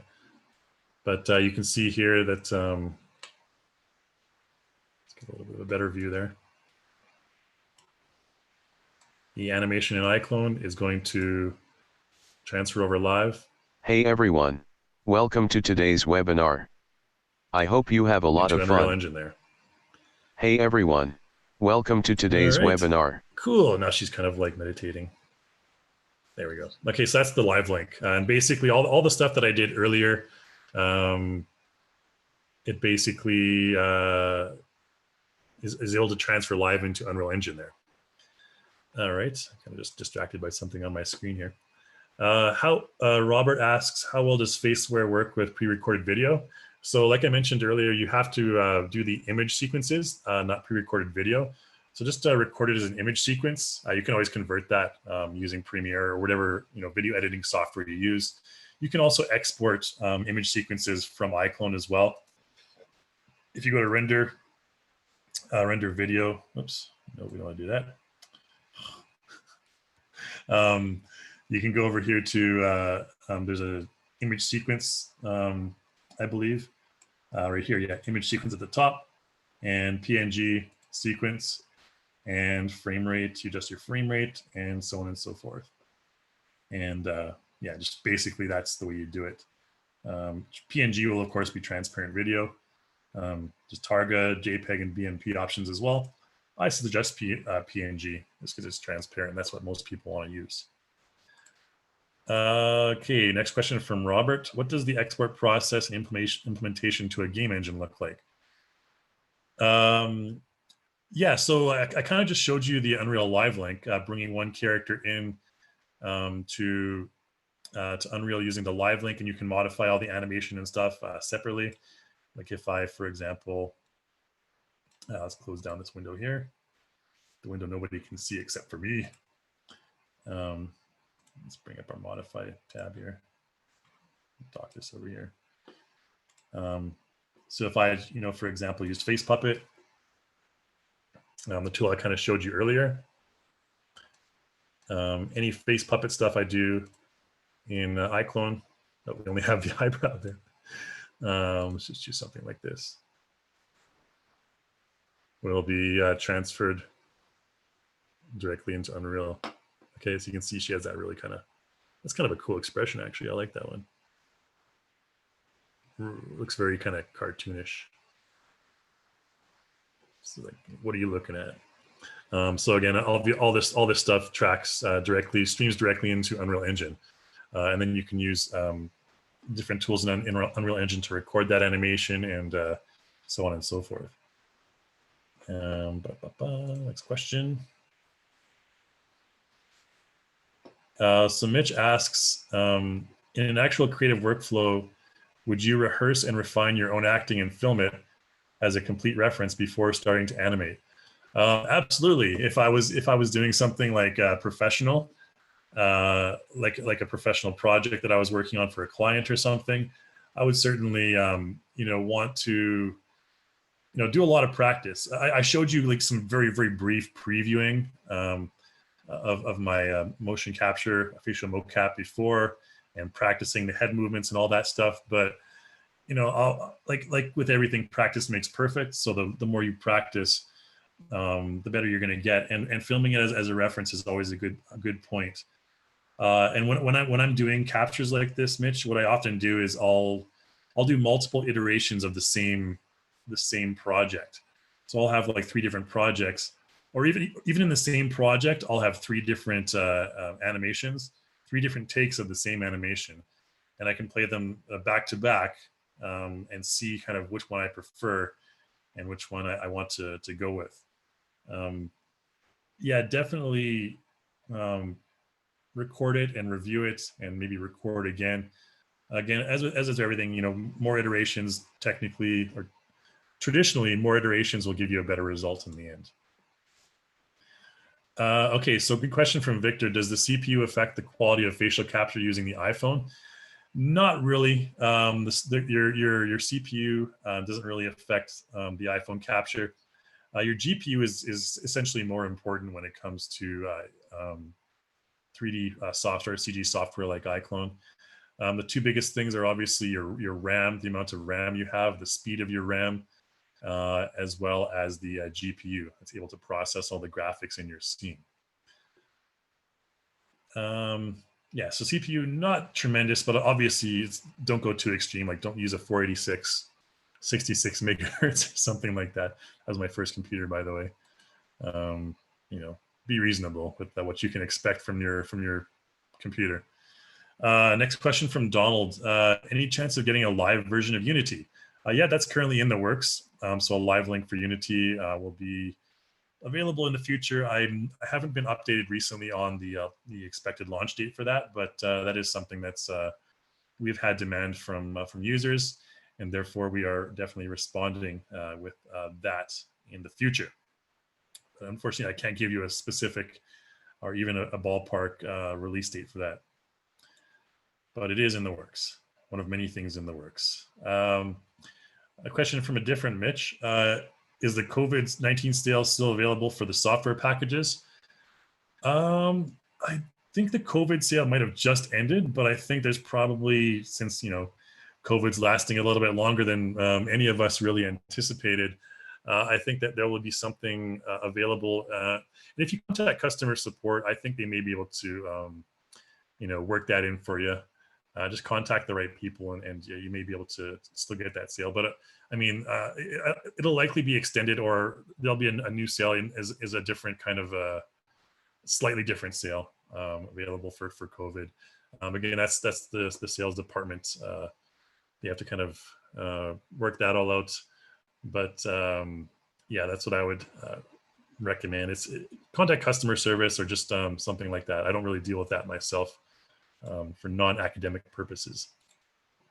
Next question from Mark. One of my characters crashes in Unreal when transferring it with the LiveLink plugin. Would you have any ideas what may be causing this? Gosh, that's really hard. There's a lot of troubleshooting involved with that kind of stuff. And a lot of it goes technical beyond my capabilities. So I can't really, what you may want to do is save your project, and you can contact our customer support team, Mark, and we can do our QA team can do some troubleshooting with that project and see if they can't resolve the issue there. That would be my best advice to you there. Yeah, I can't give you a solid answer on that without looking more into it. So Hans Ter Horst asks, are there any issues with frames per second between iClone and UE4 while using LiveLink? If so, how can you fix that?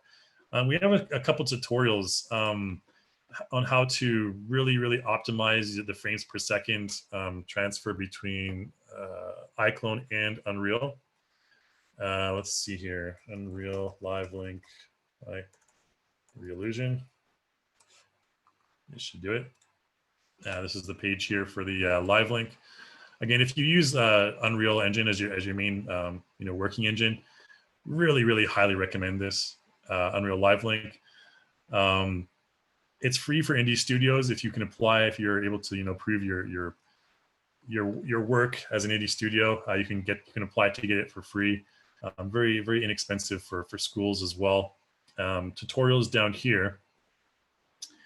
There's a tutorial that we did on optimization, performance optimization right here. Exactly what you're talking about there, Hans. And I'll just throw this link in there for you.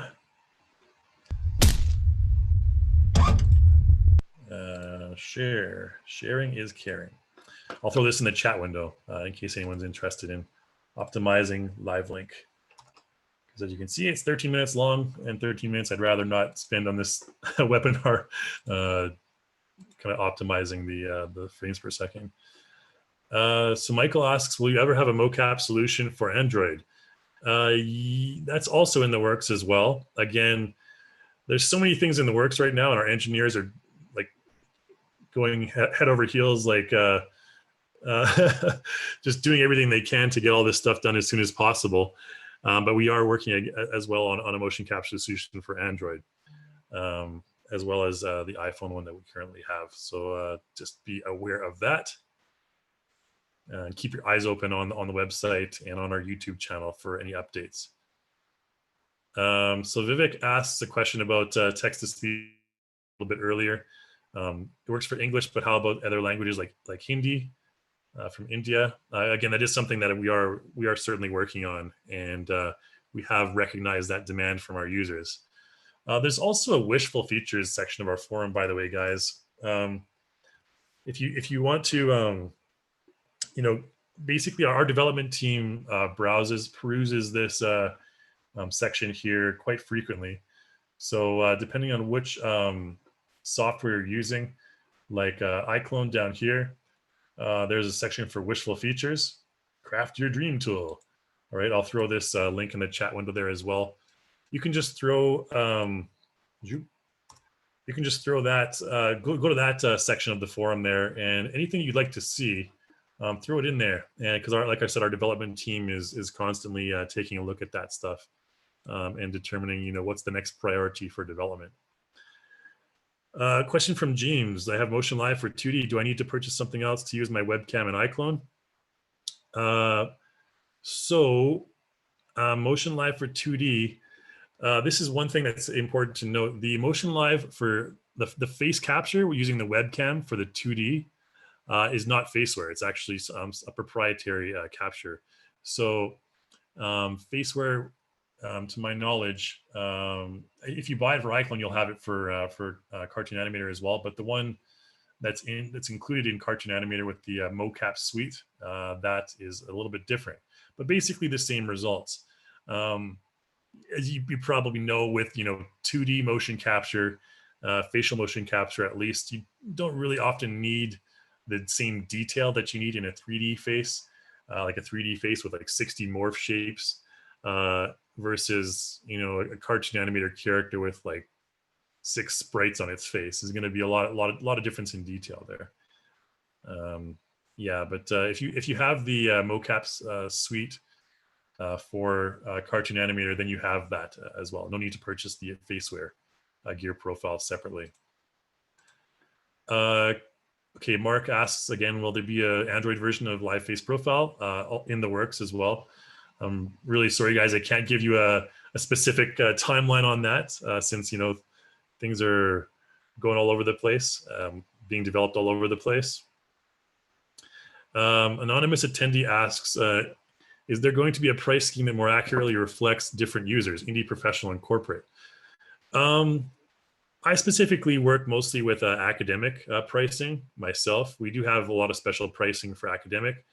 Indie users, um, yeah, there's a whole different sort of pricing scheme for indie users. And it's based on a lot of things.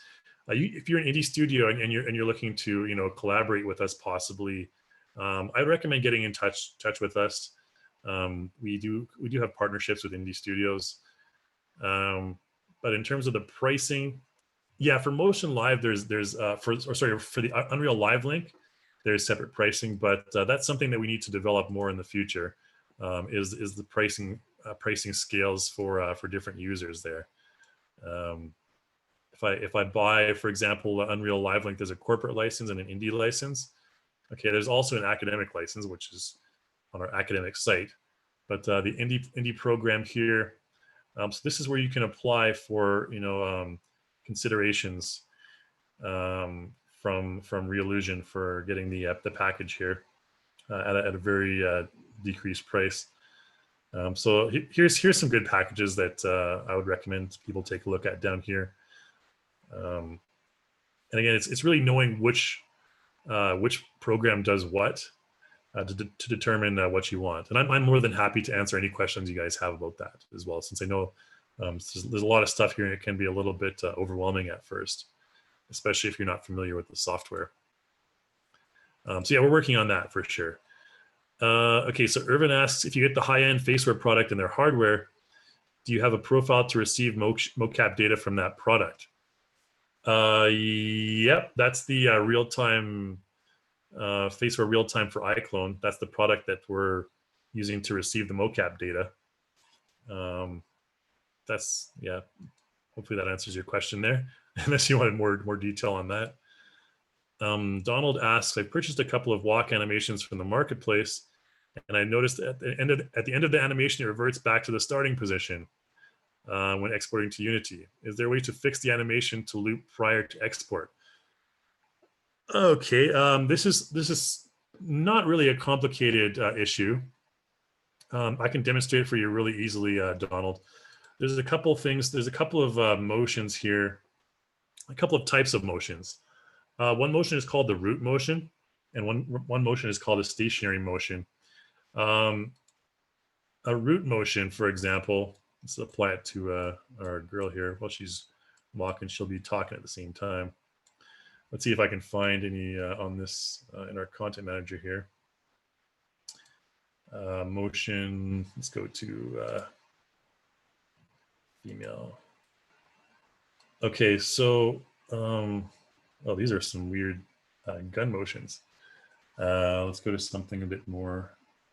Let me just close down our timeline first. It's getting in the way. Let me just try and choose a motion here that, like a city life motion. This should probably have something, walk. Okay, walking motions are a good example of this. Let's have her walking while she's talking, like this. If we play back, hey everyone, you'll see that she starts walking forward, and she's walking forward even though we haven't, changed her transform position. So motions like this, when they finish, and you try to loop them, if I press F3 and go into my timeline here, let's go to our motion track instead of all this stuff, instead of the equation. And we'll just mute the audio here as well, since we don't want to hear her talk. So she'll walk forward like this, talking on the phone. However, if we take this clip and we loop it, we have loop enabled right here, and we loop it like this, what's going to happen is she's going to go from the end position. Okay, if I play back, let's zoom out a little bit. She's going to go from the end position here, boop, pop back to the beginning position. And that's because basically this position right here is her root, okay? And any motions like this are called root motions because they change the position of the character, but they don't change the root. The root is basically still back where she started, okay? So if you try and loop it, it's going to do something like this. So just keep that in mind. Any motions that do that, that you're going to pop back into the beginning position there. I'm going to try and think of a motion here that is maybe a male, like a walking motion that's in place here. They don't go through these too often. Maybe Mason has one here. Move. I think Mason's is also a moving forward motion. Nope. Okay, so perfect. This is an example of what I'm talking about. This is a stationary motion while the position will stay at the root. Okay, and if I want to change the position of the character, I have to physically move them forward by pressing the W hotkey and moving my character forward like this. So it's going to create, if I open up my transform track here, it's going to create a keyframe in the transform track there. And you can see our character will now move forward like this. And obviously there's some foot sliding, so you'd want to, adjust that, the timing and everything like that. But that's the result right there of stationary motion, but you can move it using the transform keys. And yeah, it's using a transition curve and all that stuff. But that's basically the difference there, Donald. So just make sure that you're not using one of those root motions in Unity when you export. Otherwise, like I mentioned, it's going to go back to the starting position. If you want to change that into a stationary motion, you can do that as well, simply by keeping the transform position in the correct position. So in your case, if I had this walking motion that I used earlier, where she was just walking and talking, yada, yada. Let's move over here. The end position at the very last frame, you would take her back to the root like this. And what's going to happen then is she's just going to basically be like that. Okay, kind of be stationary in the right place. And the only reason it's kind of going forward like that is because nowadays the transform keyframes are automatically applied with a ease in and ease out curve preset, which we want to change to linear. And that should solve the issue. There you go. Cool. There's your stationary motion there. Okay, next question. Elvis, is there a way to smooth out any jitters that might be captured along with the head movements? Absolutely. That's a really good question and something that commonly pops up for a lot of people. Let's just focus on our character here. What is she doing here? Oh, I changed the transform position, right? Okay, so for example, if there's a jitter that I wanted to take out, let's open up our expression track here. Open them all up here. See, for example, like here, I didn't like this weird kind of expression she has on her face right there. If I want to take that out, what I would do is I could right click on the expression clip. I could cut, whoops, not cut, sorry, whoops, break. Right there at the front end there, and break the clip over here as well. And then delete the middle part that I didn't want. And I can actually click and drag on the end of this second one here. And see a little blank area there? That's called a transition area, okay? And we can click and drag it right here. So it'll create a natural transition between this point here. And now we get rid of that weird blink that she had, okay? Obviously, if you're doing slow, slow motion, like slow motion capture, you're going to get those weird expressions. But that basically, if that was a jitter, now it's a natural transition from one point to the next. And you can extend that transition area as long as you want, just like that. Okay, good enough. Hopefully that answers your question there, Elvis. Just use the same process for getting rid of any jitters that might appear. Okay, so Patrick asks, is it possible to save part of a motion, for example, the lower body movements? Yep, so we can use that same collect clip track that I used before. Click and drag, whatever you want. Right click. If it's only lower body movements, you only need to use motion. Motion is only body. It's not expressions or anything like that. And yeah, just load it as, I don't know, let's save this to our desktop. Blah, blah. Save. And then we'll get rid of all this stuff. So now she's totally neutral. And then we go to blah, blah, click and drag that onto our character. There we go. It's only lower body movements though. So there's nothing in the expression track. You have to go to the motion track, and then you can see blah, blah. Bad example because she didn't really have any motions in the first place on her body, but that's how you would do it. Let's just get back her facial expressions. Beautiful facial expressions. Okay, next question. Another live link for Unity question. Yep, there's going to be one. It's just a matter of time. I get asked that pretty often. So Vivek asks, which graphic card are you using? Will GTX 970 work with live link? GTX 970, I believe, is the minimum requirements right now. What I would recommend having is at least the 1000 series, like 1070 or 1080 GTX NVIDIA. Even higher than that if you're, if you want the maximum functionality, if you're using like 4K editing, for example. GTX 970 will work. It'll just take a little bit of it'll be laggy, and you'll have to use more of the techniques in that video that I described earlier and that I sent you guys earlier to really optimize the capture. Question from another anonymous attendee. Is there going to come a time when exporting comes native with your software, so there isn't a requirement for something like 3D Exchange? Yeah, absolutely. So basically 3D Exchange is, the intention is to integrate it into iClone in the future. So you can, I think even in the next version that's going to happen, as far as I know. So yeah, 3D Exchange as a separate application probably won't be a thing. It'll just be kind of relegated to a plugin, I believe, as part of iClone. That's the intention there, because yeah, its functionality is becoming more and more niche, should I say, with innovations we've made in other areas. Okay, question from Rodney. When you transfer a character from iClone to Unreal, do you have to worry about the plugin, the shaders automatically transferred? Basically, when you're transferring a character from iClone to Unreal, there's an auto setup tool that's available on our website. You can download that. If you have Unreal Live Link, it's even easier. You just basically do what I just did, transfer file, and all that stuff is done automatically.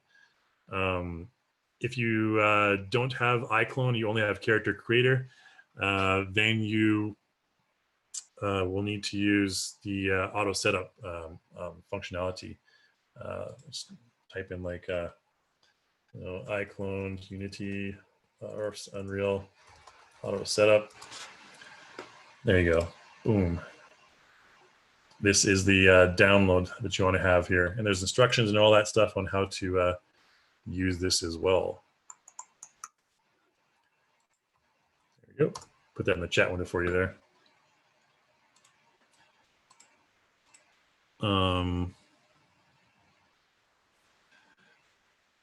Yeah, so PNG image sequence exports from Cartoon Animator.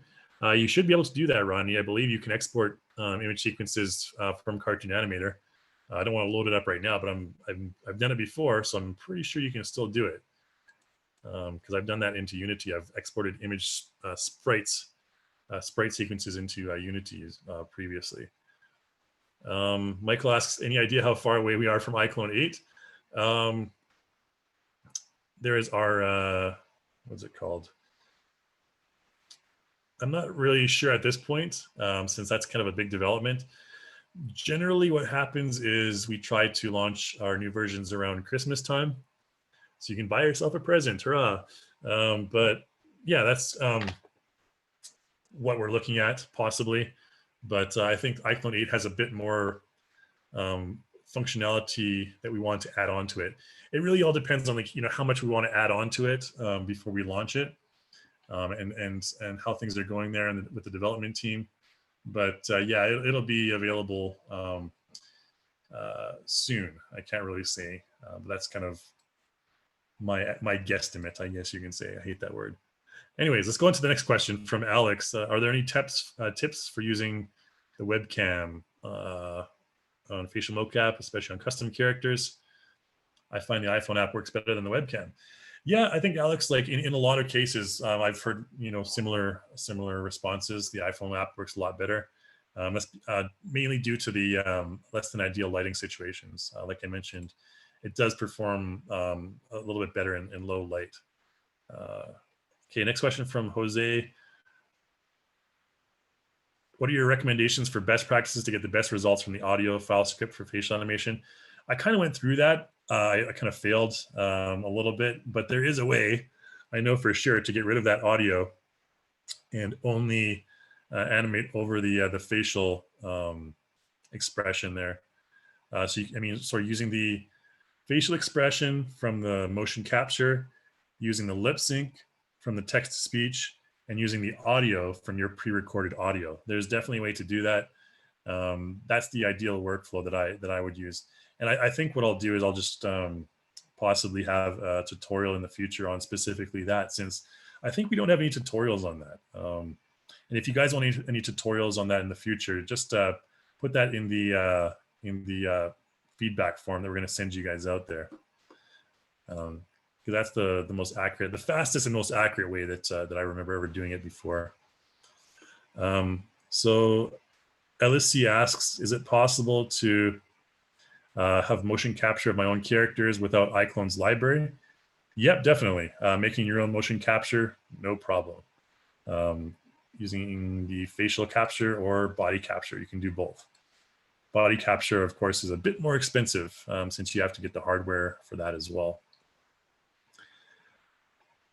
Anonymous attendee asks, is there a discount for users who have purchased some of the software? I own 4 out of the 7 parts. Do I pay for the remaining parts, or do I pay full price again? So if you have a Reallusion membership, if you're like a Reallusion member, you get a membership discount price that's not available for new users. So it's kind of like a loyalty discount, depending on how much stuff you've purchased in your account before. I don't know the details of it. That's not my area, but there is kind of loyalty discounts based on your account and based on how much you've purchased before, I guess. I don't know. All that pricing stuff is out of my purview. Next question from Alex. Would you say the facial mocap software works better with CC characters than characters brought in from DAZ? At this point, we're going to be launching a really cool new product plugin called SkinGen.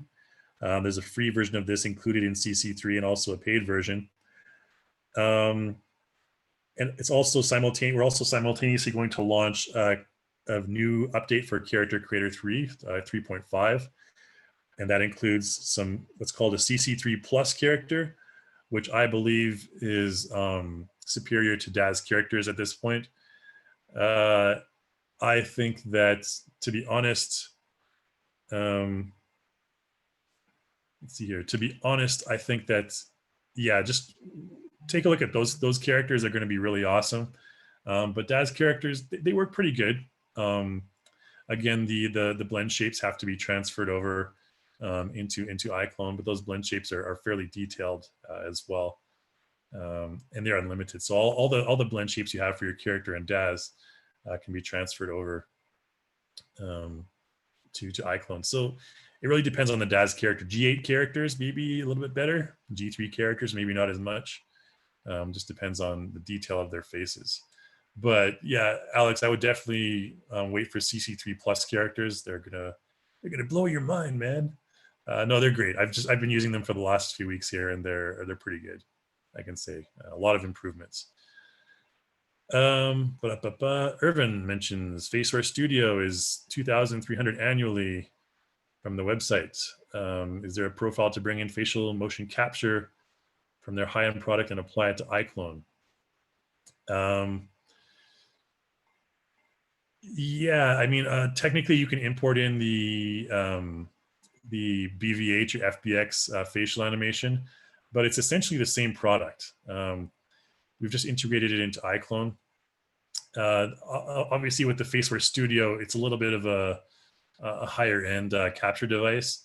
If you want to import that capture into your character in iClone, then just import it in using the 3D Exchange. You can also import it as to your characters in limited capacity in Character Creator as well. But yeah, you import it using 3D Exchange in either BVH or FBX format. Just make sure that the character you're applying the animation to is the same character that you're importing onto. How can I use an animal character from anonymous attendee? We're focusing more on biped right now, but we are having some development done on quadruped and animal characters. For animal faces, nothing available at this point, unless you want to have kind of like a humanized animal face. Doing motion capture on animals is kind of a weird halfway point, I guess. It's more cartoony. For sure, you can do it in a more cartoony capacity. Okay, guys, we're getting to the last few questions here. We're going to end this off in about 15 minutes. Any questions you have further on, you can always just email me again, kai@reallusion.com. I'll throw my email in the chat window there as well.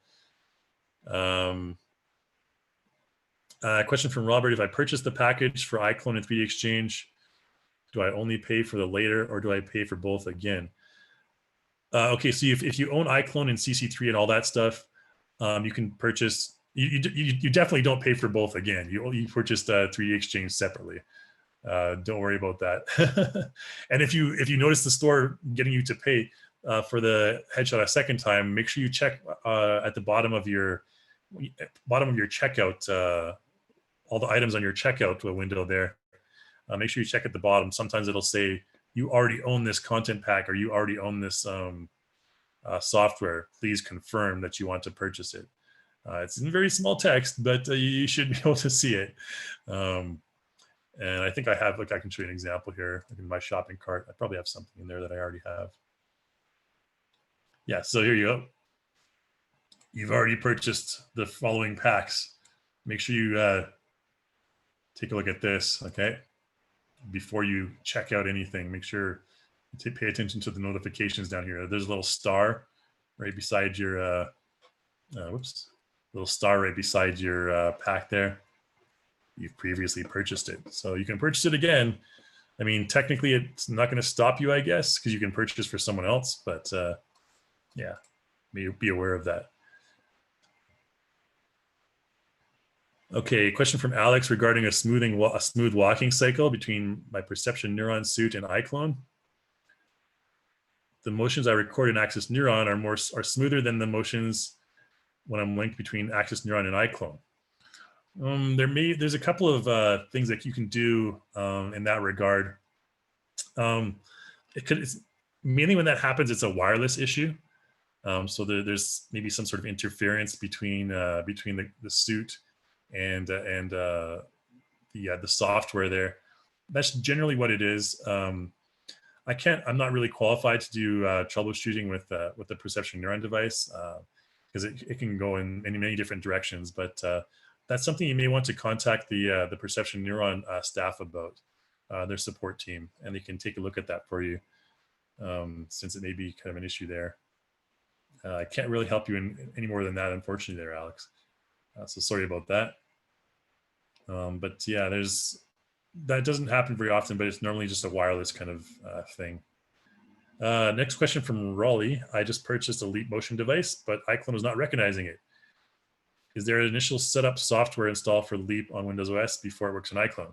Yeah, Leap Motion, I don't have mine plugged in right now, but you have to go down to this thing right here, the Leap Motion control panel. Gosh, you just download it from the Leap Motion website. Leap Motion. It's right off the main page from what I recall. Ultra Leap.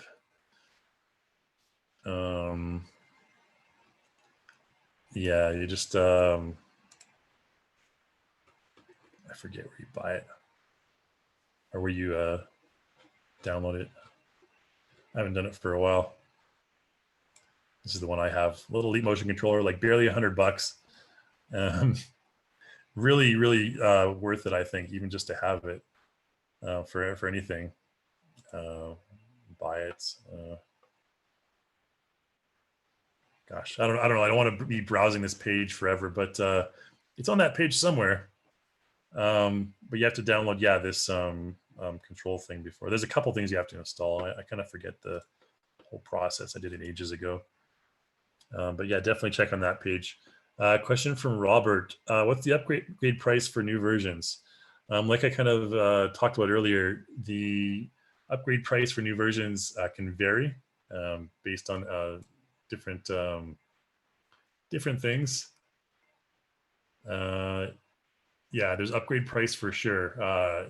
There's not a huge difference between like veteran pricing, I guess what you can call it, like old school users and new users, as far as I know. But I haven't explored that stuff. That's not really my department. So don't ask me questions about pricing, guys.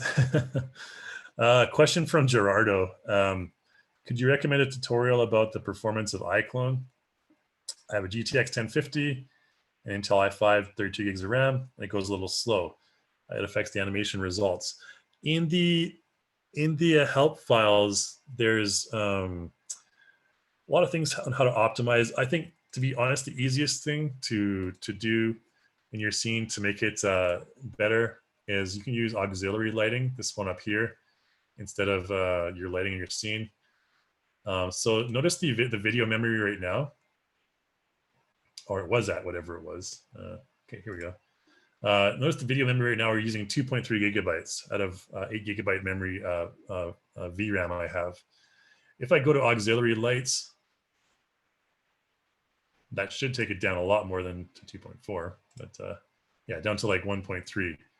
Okay, so literally just by clicking this auxiliary light button here, it takes down a significant amount of video memory that you're using there.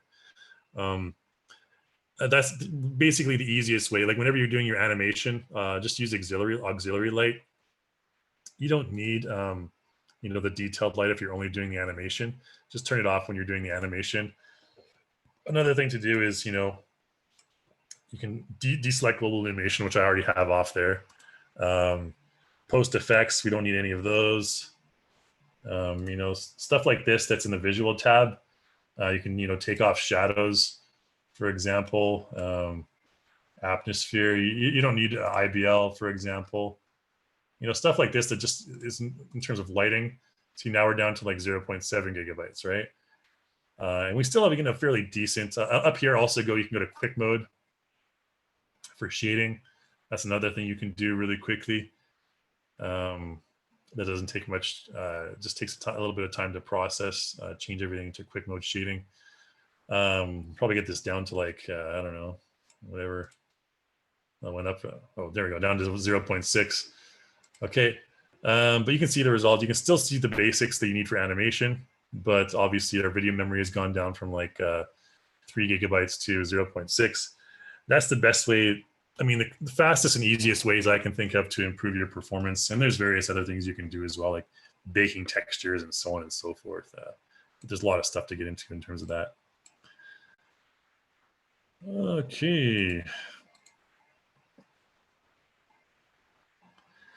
MS asks a good question here. Are headshot characters accurate for use with facial motion capture? Absolutely. I think that headshot is an absolutely fantastic plugin.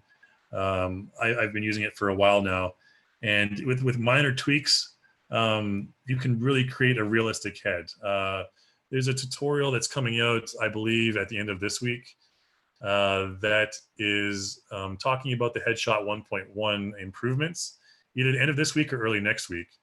And it shows a couple of examples of just literally like 2 minute processing times to create some really exceptional faces. And I think headshot's only going to get better. It's really an industry-leading tool in terms of what it does, in my opinion. Irvin asks, Xbox isn't recognizing my Kinect 360. There's a different plugin that you need for the Xbox or the Kinect 360. You can just Google that. Kinect iClone probably.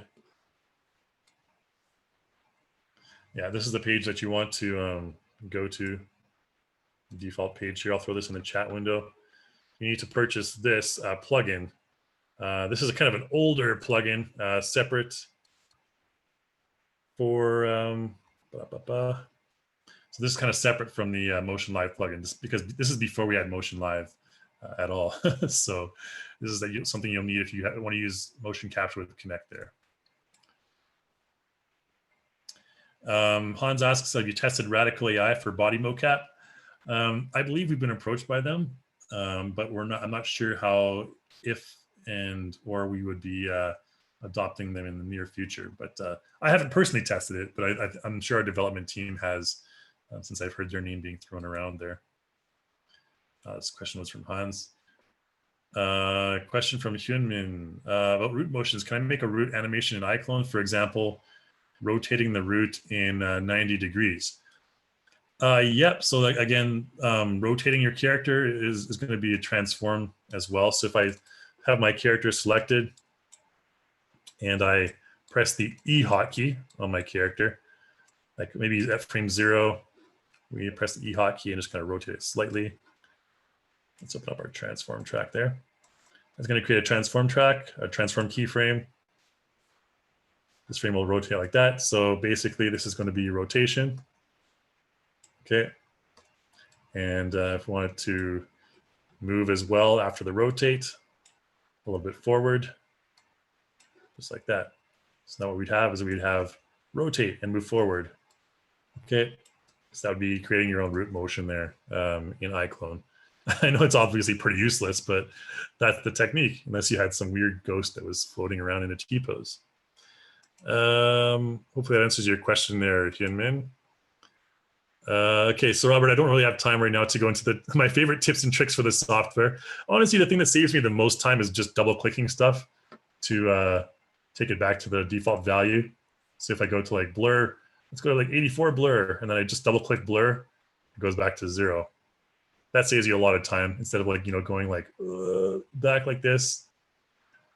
That's one tip that I'll give you. Most parameters in iClone allow you to do that. I can't really think of any other ones at this time, but except for I use the face puppet tool religiously because I'm a lazy animator. Like I showed you the eye kind of things a little bit earlier. You can do that in like 2 seconds.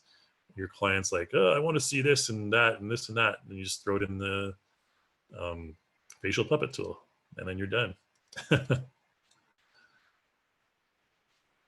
In terms of accuracy, MS is asking another question. In terms of accuracy for the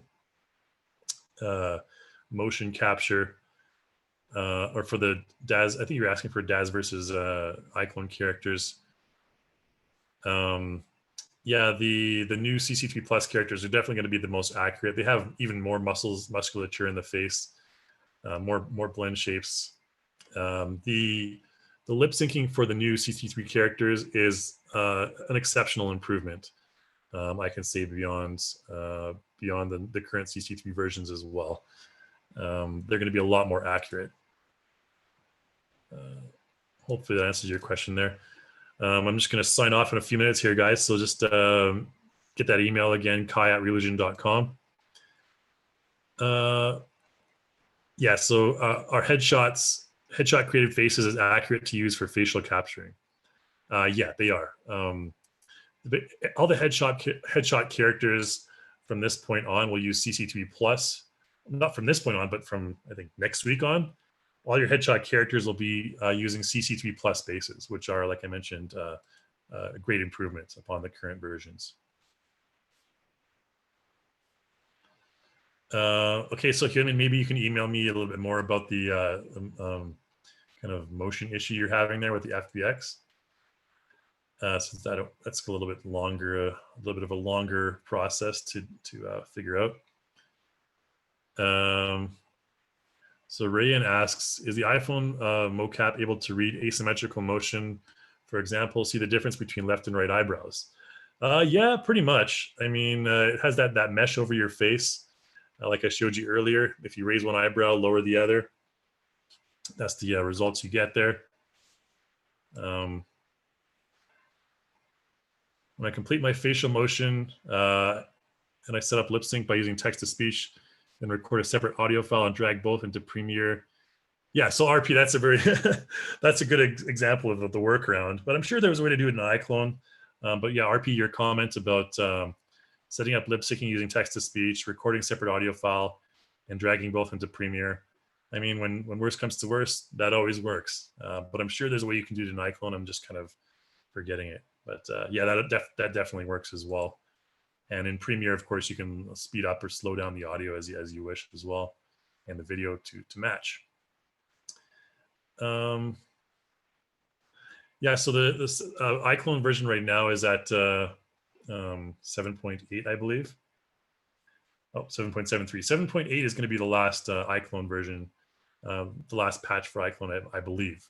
Don't quote me on that, but as far as I know, that's going to be the last one for anonymous attendee there. Okay, so any questions, any more questions, guys? Just feel free to email me, like I mentioned here. We're about an hour and a quarter over time here, so I'm going to sign off here. Any questions? Just feel free to answer or email me, not answer me. Answer me. No, email me. I'll throw my email in the chat window there, kai@reallusion.com. And I'll be happy to answer any of those questions since I'll have a bit more time to get more specific with each one of you there. Aside from that, yeah, I think thank you so much everyone for joining today. We had a lot of attendees today, a lot of people interested in the facial motion capture. And I'd be happy to create more tutorials in the future for this. Yeah, just any questions, again, you guys just email me. Make sure you fill out the survey for the 10% discount for the content store. And we're going to be sending you a link of this recording as well. So yeah, we're just going to go ahead and sign off right there. Thank you so much, everyone, for attending. Hopefully you learned at least a couple things in this webinar that were useful for you. So like I'm going to sign off. We're going to say good evening, good morning, good afternoon, wherever you are in the world. And I hope to see you in the webinars later this month.